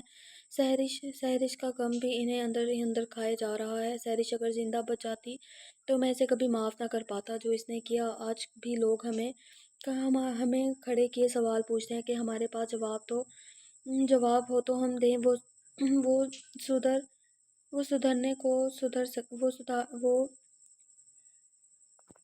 وہ سدھرنے کو سدھر سکتی تھی، اپنی غلطیوں کی معافی مانگ سکتی تھی، لیکن وہ چاہ کر بھی ایسا نہیں کر سکتی تھی کیونکہ وہ بہت ضدی تھی۔ وہ کبھی بھی اپنی چیز کو کسی کے ساتھ شیئر نہیں کرتی تھی۔ وہ اس کی انہی عادتوں پر ہم نے قابو نہیں پایا، لہٰذا وہ آہستہ آہستہ انتہائی ضدی اور خودسر ہوگی، جبکہ اس کے برے کاموں نے اسے برائی کی جانب راغب کر دیا۔ اس نے خدا کی لکھی ہوئی قسمت کو اپنی مٹھی میں لیے خود ہی اپنی تقدیر لکھنے لگی، دردناک موت کی مستحق بن گئی، جبکہ ہمیں بھی اپنے پیچھے تڑپتا ہوا چھوڑ گئی۔ وہ نخوت سے بول رہا تھا۔ بس عباد دعا کرو اللہ اس کی بخشش کر دے، ابان دکھ سے بولا تھا، جسے عباد کی حالت دیکھی نہیں جا رہی تھی۔ میں بھی بات کو کس جانب موڑ گیا۔ خیر سے چھوڑو ان باتوں کو، یہ پکڑو اور تمہارے اور میرا کو لازمی میرے ریسیپشن پر آنا ہے، اور کوئی ایکسکیوز نہیں چلے گا۔ وہ دو ٹوک لہجے میں گویا۔ ہاں ہاں برو، ضرور، فکر مت کرو، ہم جاتے ہی تیرے گھر ڈیرا جما لیں گے۔ وہ زوردار کہکا لگاتے ہوئے بولا۔ ہاں ہاں ہاں ہاں ضرور، مجھے اچھا لگے گا۔ تم کافی لو گے یا کولڈ ڈرنک؟ اب یہ مت کہنا کہ کچھ نہیں۔ وہ فون پر کوئی نمبر ڈائل کرتے ہوئے بولا۔ ہاں ہاں ہاں کافی منگوا لو، کال لو میرو بیٹا، کب سے فون بج رہا ہے؟ زوبیہ بیگم اسے فون پکڑاتے ہوئے بولی، جو کھانا کھانے میں مصروف تھی۔ جی اماں جان، وہ اس بات میں سر ہلاتے ہیں، اس سے فون پکڑتے جلدی سے کال اٹینڈ کر کے ہیلو۔ دوسری جانب چھوٹتے ہی اسپیکر میں ابان بولا تھا۔ کہاں ہو محترمہ، کب سے فون کر رہا ہوں؟ وہ جھنجھلاتا ہوا بولا تھا۔ نہیں، کھانا بنا رہی تھی سو دیکھ نہیں پائی، وہ مصروف انداز لیے بولی۔ شام میں تیار رہنا، میں آفس سے واپسی پر تمہیں پک کروں گا۔ کیوں، خیریت ہے؟ وہ حیرانگی سے گوئی۔ ہاں خیریت ہے، عباد کا ریسیپشن ہے، سو موم کو بھی بتا دینا، اور پلیز یار بھوتنی مت بن جانا۔ وہ شریر لہجے میں اس کے میک اپ پہ چوڑ کرتا ہوا بولا۔ آپ کو میں بھوتنی نظر آتی ہوں؟ وہ اپنے عرف پر تب ہی تو گئی تھی، گویا اس کو نہیں دیکھنا تو نہ دیکھے، میں تو بھوتنی بھی بن کر جاؤں گی۔ وہ ویسے بھی آپ سے تو میری خوبصورتی ہضم نہیں ہوتی۔ اس سے پہلے کہ ابان اس کی شان میں اور خوبصورت قصیدے پڑھتا، وہ نخوت سے سلسلہ منقطع کر گئی۔ بہت ہمیں بھوت کہہ رہے ہیں، وہ برتن سنک پر پٹکتی زیر لب بڑبڑائی۔ پاس کھڑی سگڑا اس کی بڑبڑاہٹ سے محظوظ ہوتے ہوئے منہ پر دوپٹے کا پلو رکھے دانت نکالنے میں مصروف تھی۔ یہ پکڑو اور جلدی سے پہن کر باہر نکلو۔ وہ بھاری بھرکم کم خوبصورت سا جوڑا پکڑائے ہوئے بولا تھا، پر کیوں؟ پہلے مجھے بتاؤ پھر پہنوں گی، وہ ڈٹائی سے بولی۔ خیر سے بھی جان ہماری شادی کے بارے میں نہیں جانتی، سو اسی لیے ڈیڈ نے ریسیپشن کا چھوٹا سا فنکشن رکھا ہے تاکہ ہمیں تاکہ جو نہیں جانتے وہ جان جائیں۔ اب فٹافٹ چینج کر کے آؤ پیارے سے اس منہ کا اور کر آؤ۔ وہ پیار سے اس کا منہ تھپتھپاتے ہوئے بولا تھا۔ ہمیں ڈیڈ کا فیصلہ بہت پسند آیا، اور دوسری بات یہ تمہارا مشورہ نہیں ڈیڈ کا تھا، اور یہ جو سرپرائز تم ہم سے چھپا رہے تھے ہم پہلے سے ہی جانتے تھے، ہمیں ڈیڈ تم سے پہلے ہی بتا چکے تھے۔ تبھی وہ اپنے کپڑے اٹھائے ڈریسنگ روم کی جانب بڑھ گئی۔ آیا بڑا سرپرائز دینے والا، وہ زیر لب بڑبڑائی۔ ہاں ہاں ہاں، تم آج نہیں بچو گی مسز اونتی۔ اس کے کہکے نے دور تک اس کا پیچھا کیا تھا۔ تھوڑی دیر میں ہی وہ چینج کر کے باہر آئے، جو گرے لہنگے میں اپنی حسین زلفوں کی آبشار کو پشت پر ڈالے بغیر میک اپ میں سادگی لیے بعد افندی کے دل میں پر بجلیاں گرا رہی تھی۔ وہ چند لمحے تو اسے ہی دیکھ کر سب کچھ بھول چکا تھا، اور پوری طرح بات کی نظروں سے کنفیوز ہوتی رہی، جو کب سے آنکھیں پھاڑے اسے ہی دیکھنے میں مگن تھا۔ جیسے ہی وہ اس کی نظروں سے بچتی آگے بڑھی، آباد نے سرت سے اسے کھینچ کر اپنے مقابل کیا۔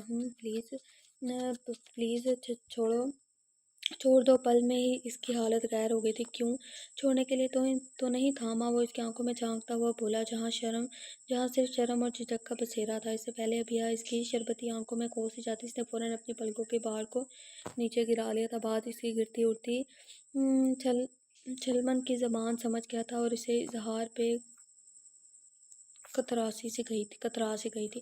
میں تمہارے دکھ کا دعویٰ کروں گا مسز افرینتی، جو تمہیں میری وجہ سے پہنچے۔ تمہاری زندگی میں کسی دکھ کو بھی تمہارے پاس نہیں بھٹکنے دوں گا، یہ بات افرینتی کا تم سے وعدہ ہے۔ وہ اسے آگے بڑھ کر اپنے ہزار میں لے گیا تھا، اور ابھی مراد نے بھی اس کو تہہ دل سے معاف کر دیا تھا، اور خوشی سے اس کے سینے پر سرک کے آنگیں موند گئی تھی۔ گویا بعد افرینتی نے ابھیا کے دل کو اپنے اظہار سے معتبر کر دیا تھا۔ اب ان دونوں کی زندگیاں گویا مکمل سی ہو گئی تھی، جہاں اب کوئی بھی دکھ انہیں چھو کے نہیں گزرنا تھا۔ اس کے خوبصورت سے ملن پر دور کھڑی محبت بھی کھل کر مسکرا دی تھی۔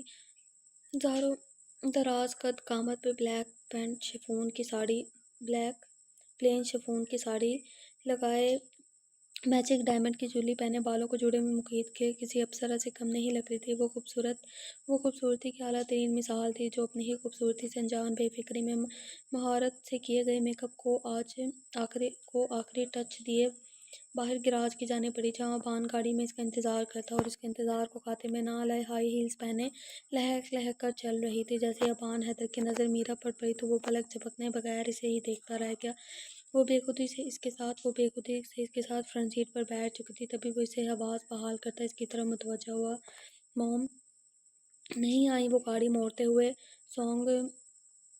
سونو نگم کی خوبصورت سی غزل لگاتا ہوا بولا تھا۔ اماں جان کی طبیعت نہیں ٹھیک تھی، سو اسی لیے نہیں آئی۔